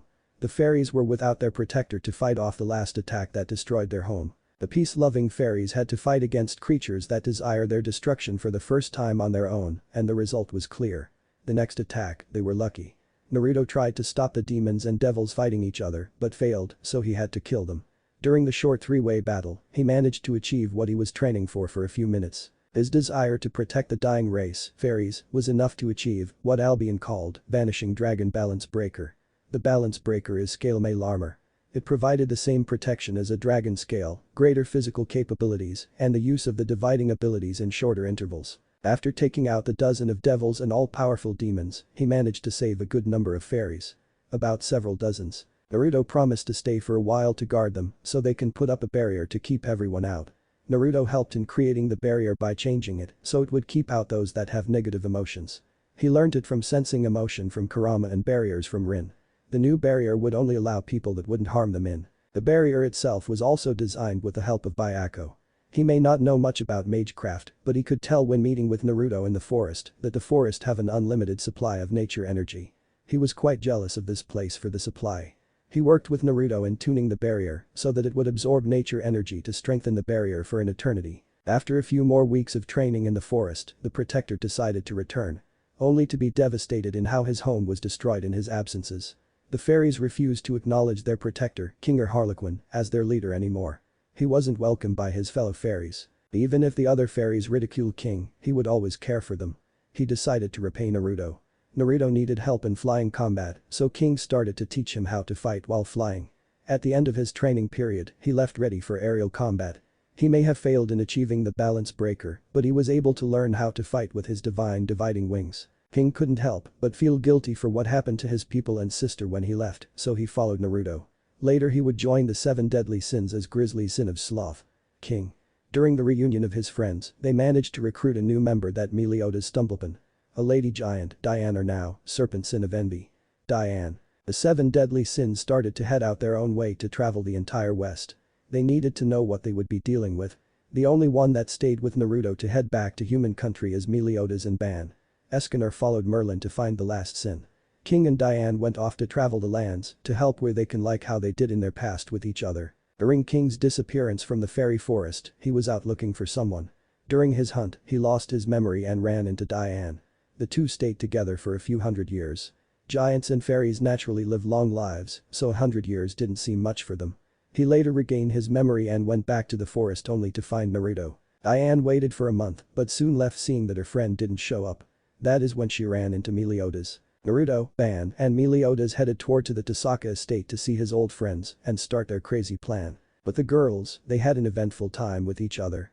FK and Ryu had been learning about MAGECRAFT1. FK decided to learn more about flying magic and a couple of elemental magic. Since the removal of Jamae, FK didn't want her to be imprisoned once again, but she missed the wings that allow her to fly. She took up AERA2 magic to grow a pair of wings to fly once again. Seeing that she wanted to help Naruto in his attempt to unite the West, she learned another set of magic. She learned lightning and water magic. Using lightning from the sky to launch long-range lightning spell at the enemy, and water magic for close-quarter combat or long range. She wanted to learn to generate water by using magic, so she can use ninjutsu to use water-style jutsu in remembrance of her home. Rigetsu, Ryu, wanted to be a mix of a spy. She learned the reflector spell. By distorting the light around themselves, the user is capable of hiding away their body, effectively vanishing from sight in a bluish flash, and then becoming invisible. This way, she would be an effective spy and reconnaissance. Arturia and Rin only polished their skills. Her magic resistance were quite high, so she didn't need to worry about attack spells. She developed a magic technique that works well with her swordsmanship. It was mana infuses and accumulates magical energy into her weapon and body, momentarily injecting an arbitrary vector that allows for an exceptional boost of her abilities by instantaneously releasing the magical energy to reinforce herself. It can be called a jet blast of magical energy to increase her movements in close combat, and executing large-scale body reinforcement through mana burst is only possible with her immense magical power. She have immense magical powers compared to the others that got magic circuits from Drag. Rin theorized that it was Caliburns present that increase it. Even though her magical power is superior to the rest of the girls, including the not jealous Rin, she didn't want to learn about any other spells. She still wanted to base herself out of a knight, not a magus. HELLOO Naruto sang from the door of the Tasaka's estate to see if anyone is home. Naruto! Shouted two girls. It was Arturia and FK. Arturia gave him a long and passionate kiss. Ban and Meliodas only whistled to her action. Arturia. FK. It's great to see you too. He said happily and went over to give FK a hug. Where are the others? Demei and Kurama left off somewhere. They wanted to visit some place a few months ago. They wanted to see how much has changed. They haven't returned yet. FK answered. They deserve this break. They have been gone from their home for far too long. Naruto said. Rin and Ryu left to get supplies. Arturia told him. Supplies? Naruto questioned. Mainly herbs and other medical or poison ingredient. I didn't like the idea of poison, but Rin made a point that some poisonous ingredient could act as a cure to poison and are used for many potions. They won't be back till the end of this month. Amen, Ban said. We can't wait that long for them. We can do it with the 5 of us. Meliodas said. Ah, excuse me. Who are you two and what do you mean? FK asked. The couple introductions and travel stories later. If we strike Camelot in a few days, we would be able to take out that bastard, Nobunaga. We can take control of their entire human territory. Ban explained their plan. During their travel on their way back, they learned that Camelot would be under guard due to the tax collection. It would usually be at unknown moments, but no, they would know when Nobunaga is planning to collect tax from the entire territory. These tax collection forcefully take away supplies and money from every human. Even to the town that doesn't receive his protection from the other race. If we do this, how do we know that everyone won't turn on us? Arturia asked. She knew that it was wise to get rid of Nobunaga. Simple. This. Meliodas said as he tossed a piece of paper with several names. Arturia and FK look at the note. Those are the names of people that support Nobunaga and their pockets are being filled up. If we take out Nobunaga and those people out, we would be able to get the most of the army and all the humans on our side. A lot of people don't like either of them. Several corrupt officers would need to be taken out or change them. With all of that done, we have an army and a base of operation. That still leave one problem. Who will kill Nobunaga? I heard he isn't someone that shouldn't be underestimated. FK asked. It should be the strongest out of us all. Sir Meliodas should Arturia said, but was cut off. No. I will take him. He said. Meliodas just smiled at him while the girls got a worried look. They realize what it takes to be a leader. Leading by example is the best way to sway people. Meliodas thought. There are several leaders in the West have generals that lead their army while they just sit on the throne and make decisions. Those leaders are rarely respected and would end up being killed, so another person will take their place. And Naruto, it's too dangerous. Arturia and FK tried to protest. They didn't doubt his ability, but Nobunaga was someone capable of fighting and leading humans, the weakest race in the West, against all other race for many years. That alone speaks for his leadership and power. It's just his ruling that people don't like. No. It'd have to be me. If I'm to unite the West, I can't hide behind others while they fight for me. They won't acknowledge me and will doubt me if I let others fight my battle. This isn't a fight for humanity. It's a test for me. It's to see if I'm worthy of being the once and future king. You remember my fight with Drake. He didn't listen to me because he didn't think I was worthy as the king. Others would think the same and only a few like Albion would acknowledge my rule based solely on Caliburn. I won't accept that. My fight to rule will be the blood and sweat on the battlefield will be a sign as my right to rule. Naruto explained. Okay, Arturia reluctantly agreed. I'll let you fight him alone. Good. Now, FK and Ban would take out the targets. Their skills are more suitable for assassinations. Meliodas and Arturia will grab the attention of all the guards and keep the focus on you two. Try to kill as few as possible. Those soldiers have family to go home to. Getting a nod for him. Meliodas was proud of his plan. The plan was to do as little damage as possible, but effectively killing all the corruptions and danger to the territory. It showed that he isn't out to kill, but to save and unite. Hopefully the other race would see it like that and not another human power struggle. I will take out Nobunaga. Naruto explained his plan. Right. All four people said together. In acknowledgement of Naruto's plan. Good. The operation starts in 4 days at dawn. Rest up and be prepared. 4 days later, everyone left the Tasaka estate and went off to Camelot, the capital of the human territory. The plan was simple, FK and Ban take out the corrupt politicians and supporters of Nobunaga on the list. Doing so will get rid of the corruptions that everyone in the human territory is living in. Naruto heads straight into the castle and take out Nobunaga himself. The problem with that is that Nobunaga wields a powerful sword, the Mi no Murakumo no Tsurugi, or as Naruto refers it to, the Kusanagi. Not to be mistaken with the Kusanagi blade that Orochimaru wields. Orochimaru's Kusanagi is a blade created by the Snake Summon. It's just a very sturdy blade that is coated by the special poison of the Snake Clan. The Snake Clan based their sword off the original Kusanagi that came from the dead body of a very powerful serpent, Yamada no Orochi. The original Kusanagi is said to have the ability to command all serpents and snake. It also have great ability that can challenge many POPLE3. It's unknown how Nobunaga acquired the sword, but many didn't ask when he showed how powerful he was with it. Meliodas and Arturia were great swordsmen. The two should be able to hold off the majority of the guards in town and keep their eyes on them. Especially, Nobunaga. Meliodas is well known with all the powerhouse of the West. Challenging him without 2 or 3 other powerhouse would be considered suicide. Officially, there are only about 50 powerhouse players in the West. Although, it's unsure due to the lack of a proper system to spread news. It was only hearing of rumors and actually experienced them from battle. Naruto was using his shinobi training to quietly enter the castle. He managed to reach Nobunaga's room to kill him while he watched. However, he did something stupid. Nobunaga. Naruto shouted him from behind. Nobunaga was shocked to see someone get so close to killing him. He drew his blade as he turned around. I here for a battle to the death. Naruto declared as he pointed Excalibur at him. He wanted to fight like a warrior, not as an assassin. Master is sometimes an idiot, Caliburn thought with a sweat drop. I mean, he could have killed him right there and mission accomplished. Before the battle, Naruto asked for Arturia to trade blades for this battle. Seeing how Excalibur and Caliburn work in similar ways, but Excalibur was always the superior holy sword, it confused her. He confided to her about his plan to properly challenge him as a knight, warrior, and king. He wanted to fight as the once and future king when he start off. "Who are you, boy?" he demanded. "I'm Naruto." He raised Caliburn vertically, parallel of his face and body. Showing Caliburn in her full glory. "I'm the one that pulled the sword out of the stone. I'm the once and future king and I will unite the West. Once and future king. Ha ha ha ha ha." He laughed maniacally. "The legendary sword Caliburn in the hands of a boy. I will kill you and take that sword for myself." He charged at Naruto. Only to clash blades with him. "I am possible," he shouted. His sword was being overpowered by Caliburn aura. Naruto pushed him back. Out of his room and into the courtyard. "Looks like the sword live up to its legend. I'll enjoy wielding that sword." He bit his thumb and wiped blood on Kusanagi's side. Kusanagi snake belly. The Kusanagi seems to grow another blade to it. Snake lance.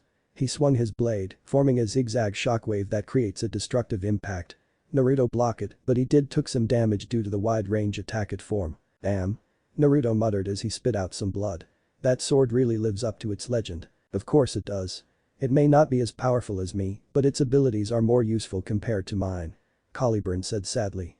She was considered one of the strongest sword, but she lacked technique. Naruto summoned a noble phantasm to fire it at Nobunaga. However, this one was a different attack than usual. He grabbed onto the handle as it flew out. Firing himself at Nobunaga at great speed. "Ah!" Naruto quickly slashed at his chest. Nobunaga started to cough up a lot of blood from his slash. The reason that Nobunaga didn't react in time is due to the speed. The gate fire noble phantasm is the rate of a bullet. During the time, it was far faster than most speed that isn't teleportation. Even Meliodas couldn't defend against the speed and had to rely on his demon body and regeneration against that attack. "That damn brat. How dare he does this to me." He bit his finger again and wiped the blood on his blade. Kusanagi snake form. The Kusanagi transform into a larger blade with an additional 4-blade. White serpent. Starting as a jagged line of energy akin to her snake lance technique. "That doesn't look good," Naruto thought as light. He channeled prana into Caliburn. Banishing shift. He shouted as he intended to cancel out the attack. Only to fail when the lights transform into multiple snakes that wrap around the target, binding him from head to toe. "Shit. It's over." He shouted while laughing at his doom. The snakes exploded. This was one of the strongest technique that the Kusanagi had. The white serpent would take out many strong opponent. Due to it splitting up when it's about to make contact and bind the opponent, it was a dangerous move. Arturia was still outside of the gate of the city. Fighting along with Meliodas against all the soldiers coming at them. She heard the explosion from the castle and could only stare at the smoke. "Naruto," she whispered. She was worried about him. The explosion didn't help her at all. It only made her more worried. Somewhere in the sky, a mint green hair girl had the same thought. "Focus. I'm sure Naruto is okay." Meliodas said to get her attention to what is at hand. "Have faith." "Ahahahaha." He laughed. He watched as the smoke began to clear up. "The golden sword of Victorious is mine." He cheered as he began to walk over to Naruto's corpse. A powerful wind gust blew the smoke away. To surprise Nobunaga greatly, there stood a white armored man. The armor seemed to look like a refined version of dragon scale armor. Also, he was still holding Caliburn. Vanishing Dragon Balance Breaker. The Vanishing Dragon as in Albion, the Vanishing Dragon. One of the Heavenly Dragon, he asked, demanded in fear. The Welsh Dragon and Vanishing Dragon were the common name that the two Heavenly Dragon were referred to often. "This is the power granted to me by my friend, Albion.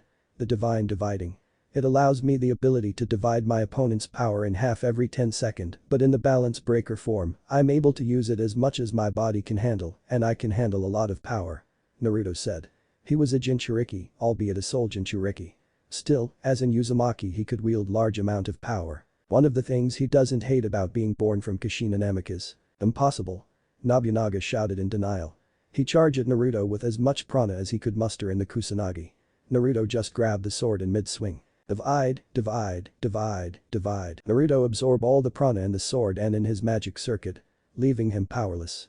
Naruto then took the sword away from him and stabbed Caliburn into his stomach. He started to cough up a lot of blood. Too much blood. "So this is how it ends," he muttered out while leaning Naruto in his scale mail. "This is the end, Nobunaga.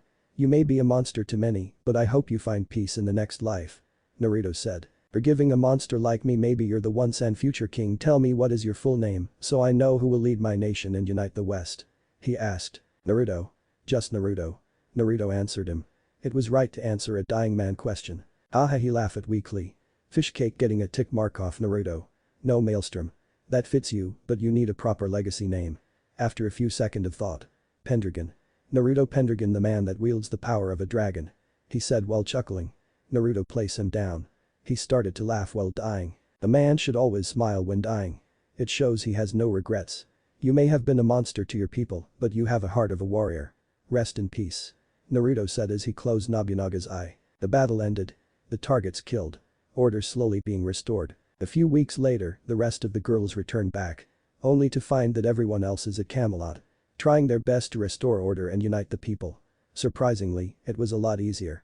When Naruto came out to face all the soldiers in town and the citizens, he waved both Caliburn and Kusanagi in the air.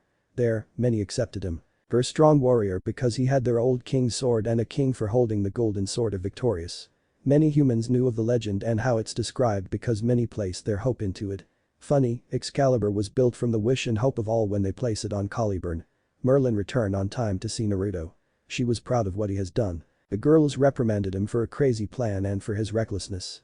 Naruto was injured and left in bed before Rin and Rai return. Words has spread about the once and future king finally arriving to the west. Majority of the army that served Nobunaga had no problem serving Naruto. The citizens of the human territory heard about his action and his attempt to help all of them, including other races. Many accepted him as the new king to lead them. The Camelot, many people were gathered at the castle, including all of the 7 deadly sins. Including the last member, Goat Sin of Lust. Gother. It was the day to announce the revival of the legendary 7 deadly sins and their new king. After Merlin giving a long speech about the group and Naruto. I present you the once and future king. Naruto Pendragon. Merlin announced. Getting a loud applause for the Blue Armor King. Behind him stood his friends, lovers, and family. Felix was there too. I, Naruto Pendragon, am the one that pulled the golden sword of Victorious, Caliburn. He drew the sword and raised it sky high for everyone to bask in its golden light. I swear. That I will unite the entire West. I desire peace. But not just peace for humans. But peace for angels, devils, ghouls, demons, fairies, humans, and all other race. Getting a very loud applause. We shall unite this war-torn world. We will stand together as one and fight as one. I know that it will be difficult for you to find peace with the other race that once hunted you, but I have faith in you and them. We will find peace. We will find out happy ending. Every single one of us. Even more applause roared out. Many people were inspired by the powerful but peaceful and kind man that Naruto is. I'll lead us to a golden age. No one shall stop me from uniting the land and finding peace for all. Long live the king. Meliodas shouted after Naruto finished his speech. Long live the king. Long live the king. Long live the king. Long live the king. Everyone started to chant. Bringing tears of joy to the young king. 1 month later, Camelot, deep breath, Naruto woke up from bed. His eyes started to scan the room. Only to find himself naked with an equally naked Rin and Arturia. Then memories of last night event came back to him. The threesome. Didn't see that coming. Naruto thought. After a night of drinking and celebrating, and those two dragged me into bed. Haha, I thought the men were the perverts, not the women. Naruto quietly gotten out of bed by replacing himself with a clone for the girls to cuddle with. Naruto got dressed in black pants and red shirt. He then went out to do his duty as king. It has been 1 week after Naruto's coronation to be the king of humanity. Since his declaration, everything has been going great. Naruto managed to get control of all of the humans' territory with little resistance. Apparently, people are willing to listen to the once and future king more easily than he thought. However, there were still several rogue elements in his little kingdom, but it was nothing he couldn't handle. Naruto brought down all the corrupted families that supported his predecessor. One such family is the Matu family. One of the most powerful magical family that are humans. They were known for the cruelty and frown upon methods. What really got Naruto's attention was the next heir to the family, or should I say heiress. Sakura Matu, formerly Sakura Tasaka. This case was a difficult one for Naruto. The first being the clan refusing to recognize Naruto's rule. He had a choice to either leave them alone where they could cause a lot of problem down the road or deal with them now. It was one of the first choice he had to make as king, and it was a tough one. He knew that everyone wasn't evil like the current head, but they were powerful enough and dangerous enough to cause enough problems and deaths down the line. Naruto asked for a full dossier of the family. So far, there were too few that seemed good, so Naruto decided to launch a rescue mission on them then and eliminate the rest of the family. Overall, it was successful. A few Matu were saved, including Sakura. Most of the family, including the monsters Auken, the rapist Shinji, and others were all killed by Naruto, Meliodas, and Merlin. The current problem was Sakura. She was very much devoid of life and had the damn crest worms in her. Fortunately, Merlin was able to get rid of all the crest worms inside her, but she still needed therapy for all the trauma she'd been through. Over the last few weeks, Naruto visited her and spent time with her to help regain her humanity. He would usually send his clone to deal with his friends and family or his duties because he wanted to personally take care of Sakura. There was also the fact that she is Rin's sister that her father given to the Matu family. In the past weeks, Sakura radically changed since Naruto first laid his eyes upon her. From a lifeless girl to kind, shy girl. It's not much, but it is a lot of progress. She became very clingy to Naruto and developed romantic feelings for him. Calling him her shining knight. Naruto noted that she had a pink ribbon in her hair and she told him that it was a gift from Rin when they were still sisters. She held onto to it because it gave her hope that her sister will rescue her. There were times that she becomes very dark but quickly snaps out of it. Her dark side came from the years of endless torture from her adoptive family. Now was the day to check up on her. He was hoping that she will be ready to live out her life without any pain and finally be reunited with her sister, something he was trying to surprise Rin with. Naruto headed off to meet the purple-haired girl. Knock knock, Sakura. It's me. Naruto said as he knocked on her room. Naruto. Click come in. Please. She said happily as she let Naruto walk into her room. Naruto took a seat at the table where Sakura took the seat across from him. How are you feeling? I'm feeling a lot better now. Good. You've been through a lot, Sakura. You deserve to be happy. Thank you. Today, we will see how far you came. I know you don't go out a lot, but it's time for you to see what life has to offer, so we're going on a date. Sakura gasped at the news. She wasn't expecting a date with the man she fell in love with and she was definitely not against it. Okay. Let me get change first. She said happily. Naruto couldn't help but smile. She was acting right for her age. A happy schoolgirl going out with senpai. He couldn't say that for himself. He took on so many responsibilities at such a young age, but that had to do with his life back in the East. Kids were groomed and indoctrinated to become child soldiers, ninja. A practice that is very rare in the West as the races in the West fight for their children, not arm them to fight for home. It was I guess old habits die hard. He thought bitterly. He never liked the idea of kids not having the chance of living life. That's why he's doing everything he can, so Sakura can enjoy the happiness that was taken away from her as a child. If he could make one person, like Sakura, smile, then he would carry on with all the hardship the world has for him. Naruto took Sakura out for a nice walk through the local park. It was morning, so the scenery was breathtaking. Sakura enjoyed being in Naruto's company throughout the walk. She even started to interact with the citizens that were up in the morning. After the walk, he took her out to a nice family-run restaurant for breakfast. Overall, the date was successful. She enjoyed her time with Naruto and got a taste of life. She also seemed to be adjusting from the sudden change of environment. It looked like she was ready to be reintroduced to the world. Free from her cage that the Matu put her in. Walking back to Camelot Castle. Sakura, do you think you're ready to meet with your sister? Naruto asked. Naruto noticed her body shaking up from the question. I am afraid. What if she doesn't accept me? She asked him with tears coming down her eyes. Naruto wiped the tears away and brought her in for a hug. Rin isn't like that. I've spent plenty of time with her to know she isn't like that. She's rude, loud, stingy, shrewd, bossy, she's a lot of things okay. He said with a slight sweat drop as he realized that there is a lot of things to describe Rin. But she isn't cruel. I remember she told me once that her biggest regret in life is failing someone she loves. She may have not talked about you, but it was clear that she was thinking about you. I know that she failed to save you, but you should give her the chance to be the big sister that she always wanted to be. Just do as I say and I can prove to you that she loves you very much. He let her go. He reminded her of the plan for her meeting Rin. Sakura started to wipe away her tears. Feeling the newfound courage to face her sister. Thank you. She said as she gave a quick kiss to Naruto on the lips and went into the room that she was supposed to wait in. Small af, you're definitely Rin's sister, Sakura. Naruto muttered as he remembered the soft lips of Sakura.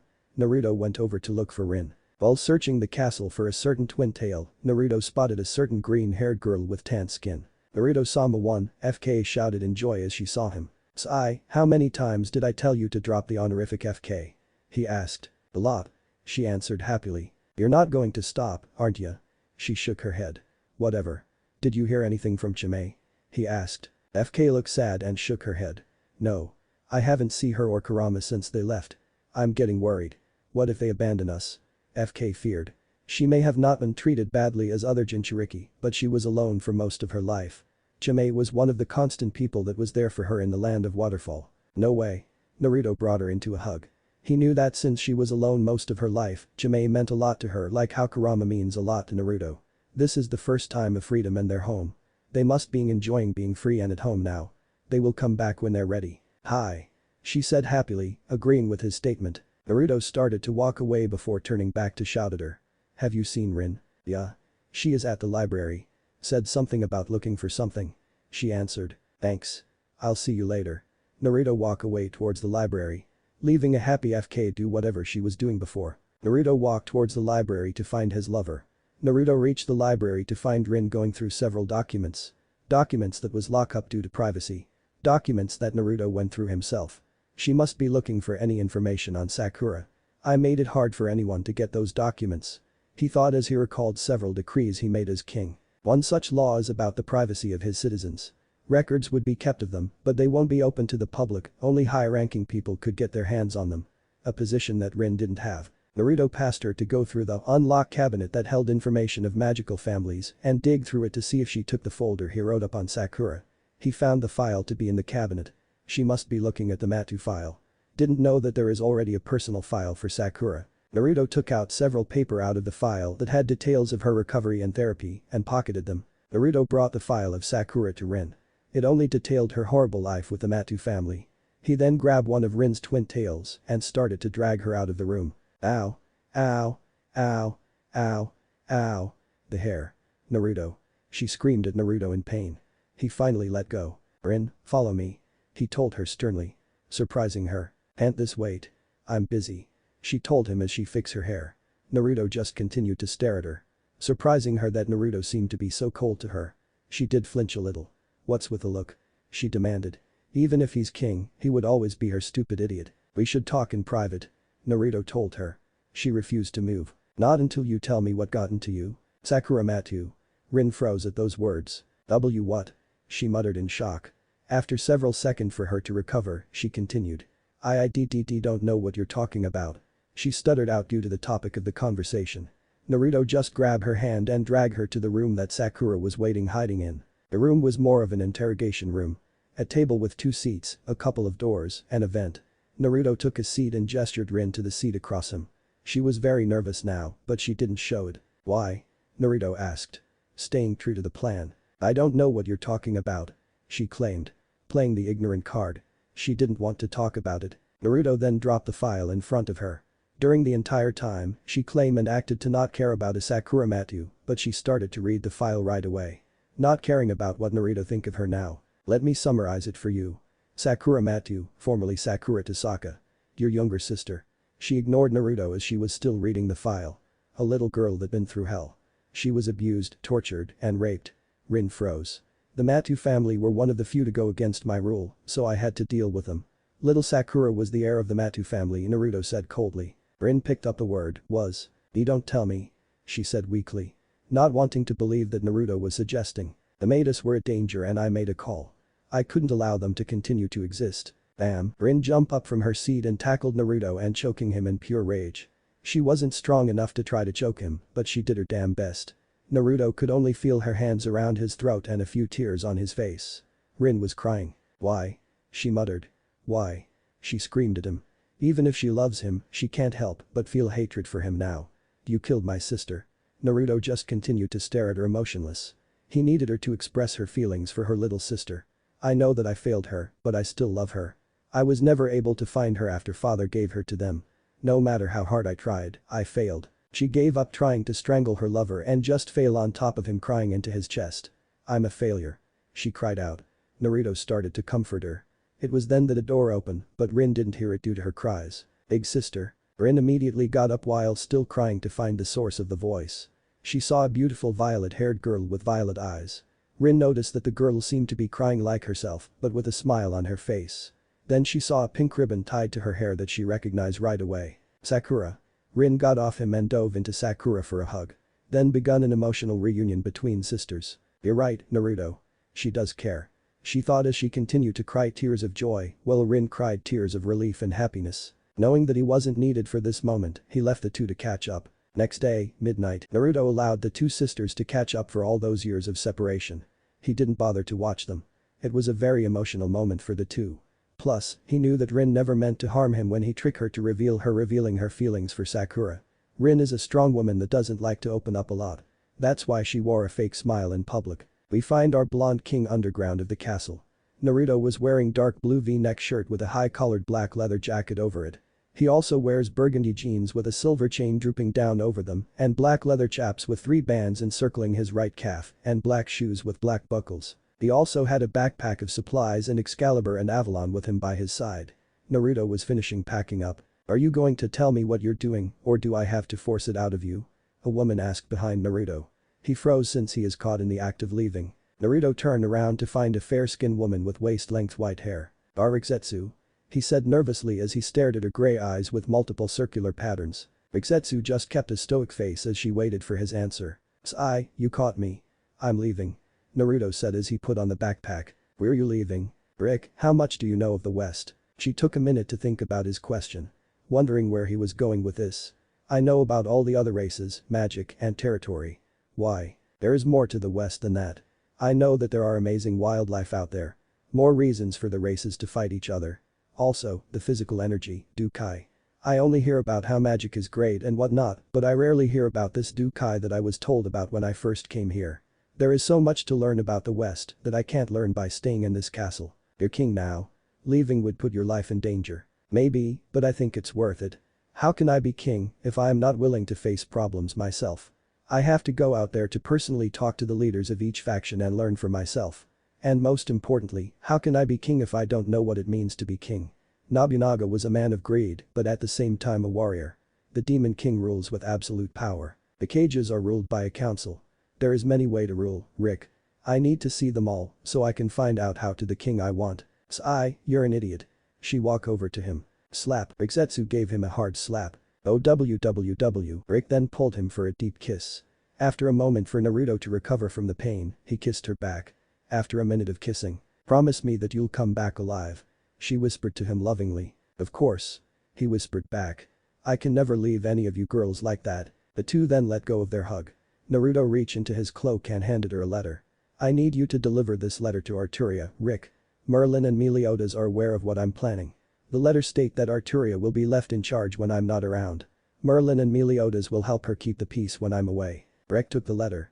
"What if there is a problem that we can't handle without you?" Naruto took a minute to think about it. He then bit his thumb and swiped it over his other palm. Summoning jutsu. "Naruto, do you know that it's late? Why did you call me so late at night?" A 4-feet white tiger appeared and asked Naruto. He seemed to be sleeping before Naruto summoned him. "Sorry Felix. I need a favor from you." "What is it?" The white tiger, Felix, son of the boss summons, Bayako, asked. A western name on an eastern creature hasn't been done till now. Felix was a newborn and Bayako allowed Naruto to name him. Seeing as Naruto is in a new world, a new name is needed. "I need you to accept Rick as a summoner." Surprising the tiger and girl. "You want me to accept someone that hasn't passed the test?" he asked in a disbelieving tone. "Yes. I know her. She lost people and fought hard. I have faith in her. Trust me on this," he told him. Rick was still in a slight state of shock. Felix just stared into his friend's eyes. Seeing that he didn't have any doubt in his statement. "Fine, but you owe me." He disappeared to get the contract scroll. "What did you just do?" she asked. "I just made you a summoner of the fabled white tigers. Be proud because we're the only 2 summoners now." "I didn't mean that." "Why did you do that?" "I did it because I know you deserve it. You've been through a lot back east and you followed me to the west even after going through all the shit. You did all that alone and you're going to need to work harder when you're here. Besides, this way, we can keep in touch with one another. Of course, the others don't need to know about this," he said with a wink. Causing her to slightly blush and smile. 1 week later, during the week travel around the west, Naruto made little progress in his journey. He traveled all around the kingdom of Camelot and personally assist the towns in his land. Many were dealing with bandits or corruption still lingering after the coup d'etat against the previous king. Of course, Naruto couldn't stay long in the small villages. He would find guards and knight from Camelot itself sent there to retrieve him under his beloved Arturia's order. Man, she must be pissed. Naruto thought as he walked through the forest that should lead to outside of his kingdom. Dropping all that responsibly on her all of a sudden, chuckle. "I have faith in her to rule in my stead. Your Majesty." A male voice called out mockingly. Naruto drew out Excalibur and started to search the area until he looked up to the trees. Only to find a rough-looking man around 20 years of age. The man wore blue clothing covered with heavy silver armor and a wolf's head holding a crescent moon amulet. The man had blue hair and a ponytail. The most noticeable feature he had is the red spear that screamed danger for anyone with the ability to sense magic. 1. Who the hell are you, Ponytail? Naruto questioned him. Already giving him a nickname. The man didn't like the nickname at all. The hell you called me? He then jumped down from the tree branch. I heard a lot from you. As he pointed his spear at him. What have you heard? He asked while holding up Excalibur. That's a fake. Naruto thought as he eyed the spear. He knew that spear at first glance. Gaebolg. The demonic cursed spear. Created from the demon, Kurud. The spear that will curse whoever it pierces. Also, the weapon that will always strike the heart. A dangerous weapon if it's real. The design and power is similar, but not the same. I should know, it's in my treasury. I heard that you are the youngest king around. There is also the fact that you killed Nobunaga and most importantly, you're the once and future king. He said with a mad grin. I wanted to test myself against you. So you're a believer of the legends. I won't say a believer.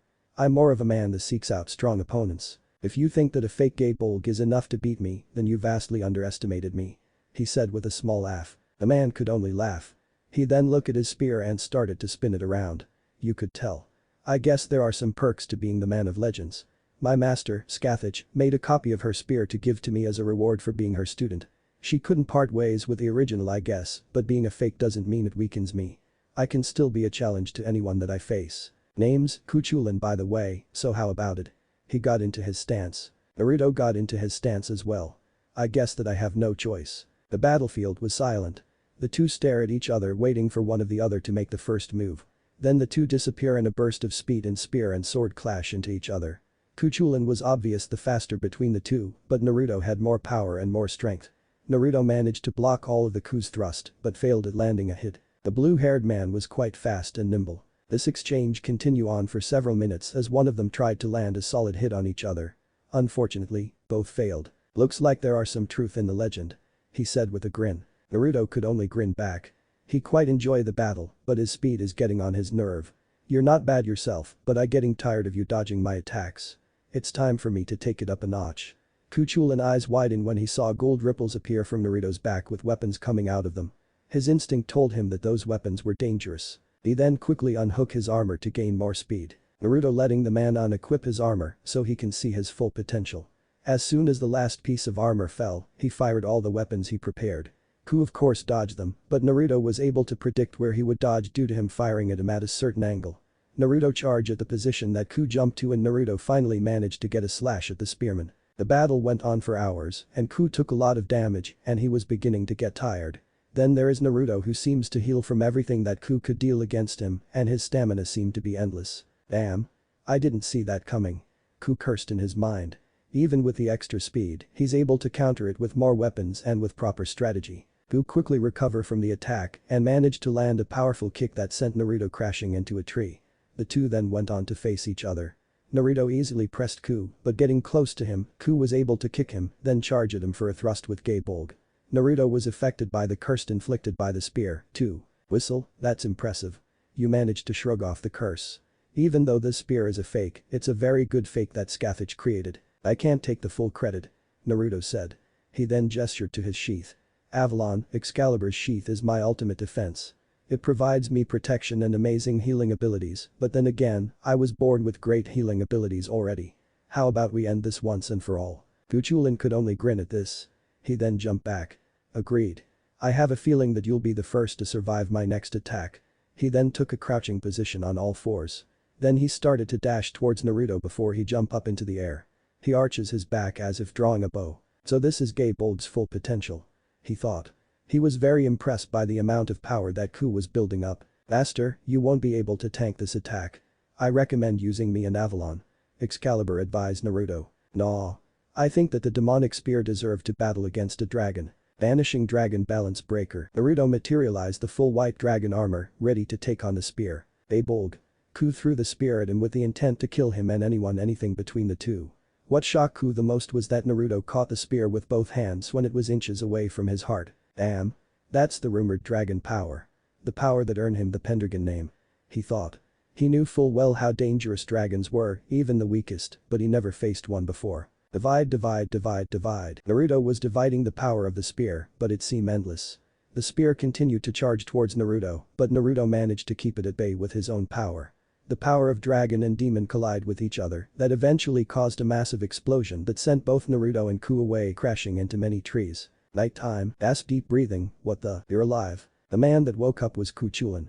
He turned towards the sound of the voice. He found Naruto at the campfire roasting a deer and already eating the deer. He then looked at himself to see that he was covered in bandages. Don't sit there. You were knocked out all day. Naruto gestured him to the log that he was sitting. Ku took a minute to think about it. He was wondering why he wasn't dead. He knew that he lost as soon as Naruto caught the spear. He then gave up and listened to his stomach and went over to the campfire to take a piece of that deer meat. The man enjoyed the roasted deer. Then came the moment of truth. Why am I alive? Better question is, why should I kill you? Naruto countered. I challenge you to a battle to the death. Doesn't matter to me. I saw that you're powerful. It would be a shame to kill you when there is a lot of improvement for a better fight next time. He said with a grin with a puff of cheeks full of deer meat. Ku could only laugh. It was something that he completely agreed with. He may have not given his previous opponents the chance that he was receiving, but he could understand Naruto. He was, in a way, nurturing him for battle next time. I feel like this is going to be a beautiful friendship. He said with a laugh. I never really introduced myself to you. Name Naruto Pendragon, King of Camelot. He said while offering his fist for a fist bump. Ku could only smile at his action. He fist bumped with him. Kuchulin. Sometimes called the Child of Light. My friends calls me Satanta. Deciding to call Naruto his friend. Run you son of a bitch. Run. Naruto screamed at his new best friend bodyguard, Kuchulin, aka Satanta. After their fight, Naruto quickly welcomed him as his new friend and in turn he swore to serve him. What the fuck do you think I'm doing? Satanta screamed back. The two was currently running away from a herd of magical creatures. Apparently, Naruto wanted to play with the animals but got more than what he was expecting. Of course they could have killed them, but they were here to see the animals, not hunt them down. We're running out of room. Satanta pointed out as he noticed the cliff in front of them. Jump. Naruto shouted at him. Doing as he say, Satanta jumped right after Naruto. Both landed into the lake at the bottom of the cliff. The two swam to land and took a breather. I hope you're happy. Satanta told him grumpily. How was I supposed to know that they will attack us right off the back? He retorted. I warn you that they were territorial creatures. They don't like strangers. He countered. Whatever. He muttered. Seeing as it was his fault that this happened. The plan to see the wildlife in the magical beast Forest-1 may have not been the brightest idea. The two idiots decided to make camp inside the cave behind the waterfall. Even though they could kill the magical beasts, fighting them in hordes were far too dangerous. Night has come and the two began to eat a well-roasted fish. A really big fish. Then I said, hi. Satanta was telling Naruto a story from his past but was interrupted by the scream. The fuck? Who's out there at night? Satanta questioned out loud. Nighttime was for the predators to come out and eat. Let's go. Naruto ordered as he drew Excalibur to go save whoever was screaming out there. Satanta only shrugged before he picked up his spear. Split up. The two went their separate ways, looking for the idiot in the forest. Sure he and Satanta were idiots in general, but they were powered idiots. They could take care of themselves, unlike the screamer. Naruto eventually found the source of the scream. It appeared to be a horde of blood-sucking demon bats feasting on their prey. Naruto saw a woman in the middle of the swarm. She has long pale blue hair, purple eyes, there seemed to be a symbol in the middle of her forehead, wore a blue outfit, and carried a sword. It seems that the woman passed out during the attack by the bats. Damn it, Naruto grumbled. Seeing no other way to save her, he jumped directly into the swarm and picked her up. Get the fuck out of here. Bats are a pain in the ass to deal with. Satanta shouted as he started his jump into the swarm as well to kill as many bats as he can. His plan was to buy him enough time to escape back to the cave with the woman while he keep them busy. Blood-sucking demon bats were known to stay together in groups of the hundreds and they rarely give up on their prey. You better get back to the cave alive, Dumbus. Naruto shouted as he felt less bats biting him. He then took off to get the woman to safety. A few hours later, Naruto took the woman back to the cave and healed her. The bites from the bats came with their own venom, but Avalon had no problem healing poison at such a weak potency. All he had to do is let Avalon be near her. Satanta is going to need Avalon to help cure himself. He muttered. You damn right I do. Satanta shouted as he entered the cave. Naruto noticed him covered in blood and bites. He gestured him to sit next to the unconscious woman. Seeing that he was annoyed from fighting all the bats, Naruto pulled out his fine wine from his gate. He needed a good drink. Before summoning golden goblets to drink from, Satanta took the bottle and started to chug it. Getting a chuckle from him. Know anything about this woman? It took a minute before Satanta's eyes widened. How the fuck did she get beaten by such weak magical creatures? I take it you know her? I know of her. Her name is Yun Yun-2. She is the leader of the Yunlan sect. What really bothers me is how the hell can a Du Emperor lose to bats? Du? As in Dukai. The complete physical energy of life. Satanta nodded.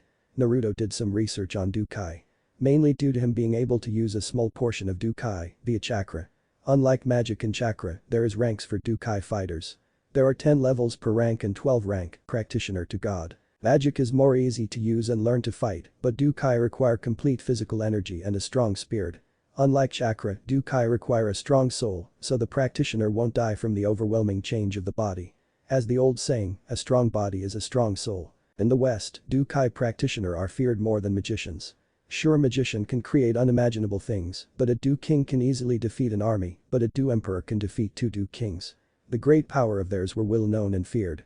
Challenging those that had Dukai practitioners were dangerous in comparison with magicians. Only the best magicians can hold their own against a Du King or Emperor. However, there hasn't been a single Dukai user that was capable of destroying countries in the blink of an eye since the erection of the wall. Magicians were still able to have such power nowadays, but they were only 10 magicians capable of such feats nowadays. I never heard of the Yunlan sect. Surprising Satanta. Really? They're officially the strongest Dukai sect. They're based in the Jaima Empire. Satanta told him. He knew that officially, they're the strongest, but there is always secretive people everywhere. Naruto's eyes widened before tiring. Of course they would be based in the middle of the hot zone. Naruto knew a great deal of the West. Deeper into the country, it was a complete war zone. It's technically where the endless war started thousands of years ago. The place that the sage of the sixth path feared and created the wall to keep all those monsters away from his people. The man that preached peace would allow war to go on because he couldn't understand it due to the war started before his own mother birth. It was too terrifying for the half-human half-alien to handle. The Jaima Empire was the second biggest human country, second to Naruto's Camelot, but they had more veteran warriors for humanity. Camelot was able to stand the strongest because they had quality over quantity. Sure, the empire had a lot of strong people their own, but in comparison with someone like Merlin, Ban, himself, or the now deceased Nobunaga. These people could fight entire countries single-handedly, but they never venture out of their own country without any real purpose, unless it's to protect. What are you going to do with her? Satanta asked seriously. This could be the first test as king. As king, Naruto had to put his country first. He needed to get rid of those that will oppose him, so killing Yun will weaken Yunlan sect and in turn let Jaima Empire crumble from constant war without power people fighting for them. It would be one less country to deal with. Or he could force her into his own country. Make her fight for him. He may be a magician, but he only focus on runes and spells that will aid him with the lance. Using some spell to erase her memory could do the trick. Or he could help her. Knowing Naruto, he would help her and help the Jaima Empire to achieve peace through love and understanding. Satanta thought. He'd been with Naruto long enough to know that he will help those he believes that needs it and in turn the people he help will understand him and follow him. Probably due to his kind heart and charisma. I'm going to let her rest. She's going to be up by tomorrow, right? The two kick in for the night. In the morning, the two just relax outside of the cave fishing. I will never understand how fishing is fun. Naruto complained. Satanta only laugh him off. It's peaceful and takes great patience. Someone as hyperactive as you will never enjoy the beauty of fishing. He commented. It was one of his favorite pastime. It was then the two heard a splash. It came from the waterfall hiding the cave's entrance. It was Yun and she didn't look happy, but she didn't look angry at the same time. She looked indifferent as she stared at the two. Looky. The princess is awake. Hey there, sleeping beauty. Naruto said to her as he started to feel a tug on his pole. Oh. Here comes another one. He said excitedly. What the fuck? That's the 7th one. And you hate fishing. Satanta raged. How the hell can he say it's boring, then become very excited when he gets a fish? Hell. How the hell is he getting all the fish? He thought. Not liking Naruto's luck. His luck took away the meaning of fishing in his opinion. Who are you? Yun demanded as he pointed her sword at Naruto's neck. Naruto didn't flinch, but Satanta immediately pulled out Gabolg and was holding it behind her back, ready to pierce her. Now. Let's all put our weapons down. He asked politely, but Yun refused until she gets her answer. Seeing that she wasn't backing down, Naruto unleashed his hold on his power so everyone in the area can feel his raw power. Yun began to tremble for a moment before recompassing. You're the leader of Yunlan sect. You can't show fear. She thought. Feeling his power, she knew that she won't be able to beat him, but she has her reputation to protect. She lowered her weapon. Then Satanta lowered his, but kept a close eye on her. He swore to serve and protect Naruto, and that is what he would do. Now let's all just relax and enjoy a nice roast fish well fishes. As he gestured to all the fish he and Satanta caught. Before she could object to this, grumble grumble, she was hungry. Her face lit up like Christmas lights before she started to nod in agreement. The three enjoy the roast fishes. Naruto decided to break the ice. Now. Do you want to tell me why the beautiful Yun Yun fell victim to a bunch of weak bats? Naruto asked. Making her blush at the comment of her beauty. Most men didn't have the courage to call her beautiful like he did in an insulting her strength way. She also blushed as she remembered what happened the night before. What was that? Satanta asked. Can you speak up? Satanta said with a big grin, he knew it was going to be funny. I'm afraid of bats. She screamed out. No longer capable of mumbling it. The sight of bats will knock her out and that's what happened last night. She could have died from the poison or the constant blood sucking if she wasn't saved by the duo. A few moments passed so the two can digest what has happened to her. Ha ha ha ha ha ha. Both laugh out loud. Rolling on the floor. Holding their guts. Yun Yun was very embarrassed and mad because they now know her weakness and seen her in like this. She rarely acted ladylike, well, more girl-like. An embarrassed girl. So she reacted the only way her instinct would tell her how to react. Bam bam. Oh why. Satanta and Naruto cried out in pain from the smack to the head. She only huffed in anger and embarrassment. After a few minutes of rolling on the floor in pain. So what brings you here? Satanta continued to ask. You never gave me your names. You two know me, but I don't know either of you. She pointed out. It seems that she was going to be around these two for a while, so she should at least know their name. Right, my bad. Kuchulin. The Child of Light? She asked, completely caught off guard. He nodded. She heard of him. The Child of Light was said to be a powerful lance wielder and a mage. His runes and natural connection with nature made him a powerful warrior. She then turned to Naruto. I, Naruto Pendragon. King of Camelot. The once and future king. Naruto told her. All the tomfoolery was out of his system and all was left was a king. She didn't believe it. She heard the legends like everyone else but passed off Naruto's story as rumors. But news of Camelot change brought his name to her attention. He was something that threatened her home and she was afraid of him because he defeated a man, Nobunaga, that allowed her to live because she was beautiful. She turned to Satanta to seek confirmation. Unfortunately for her, he nodded. Now I asked, what brings you to the magical beast forest?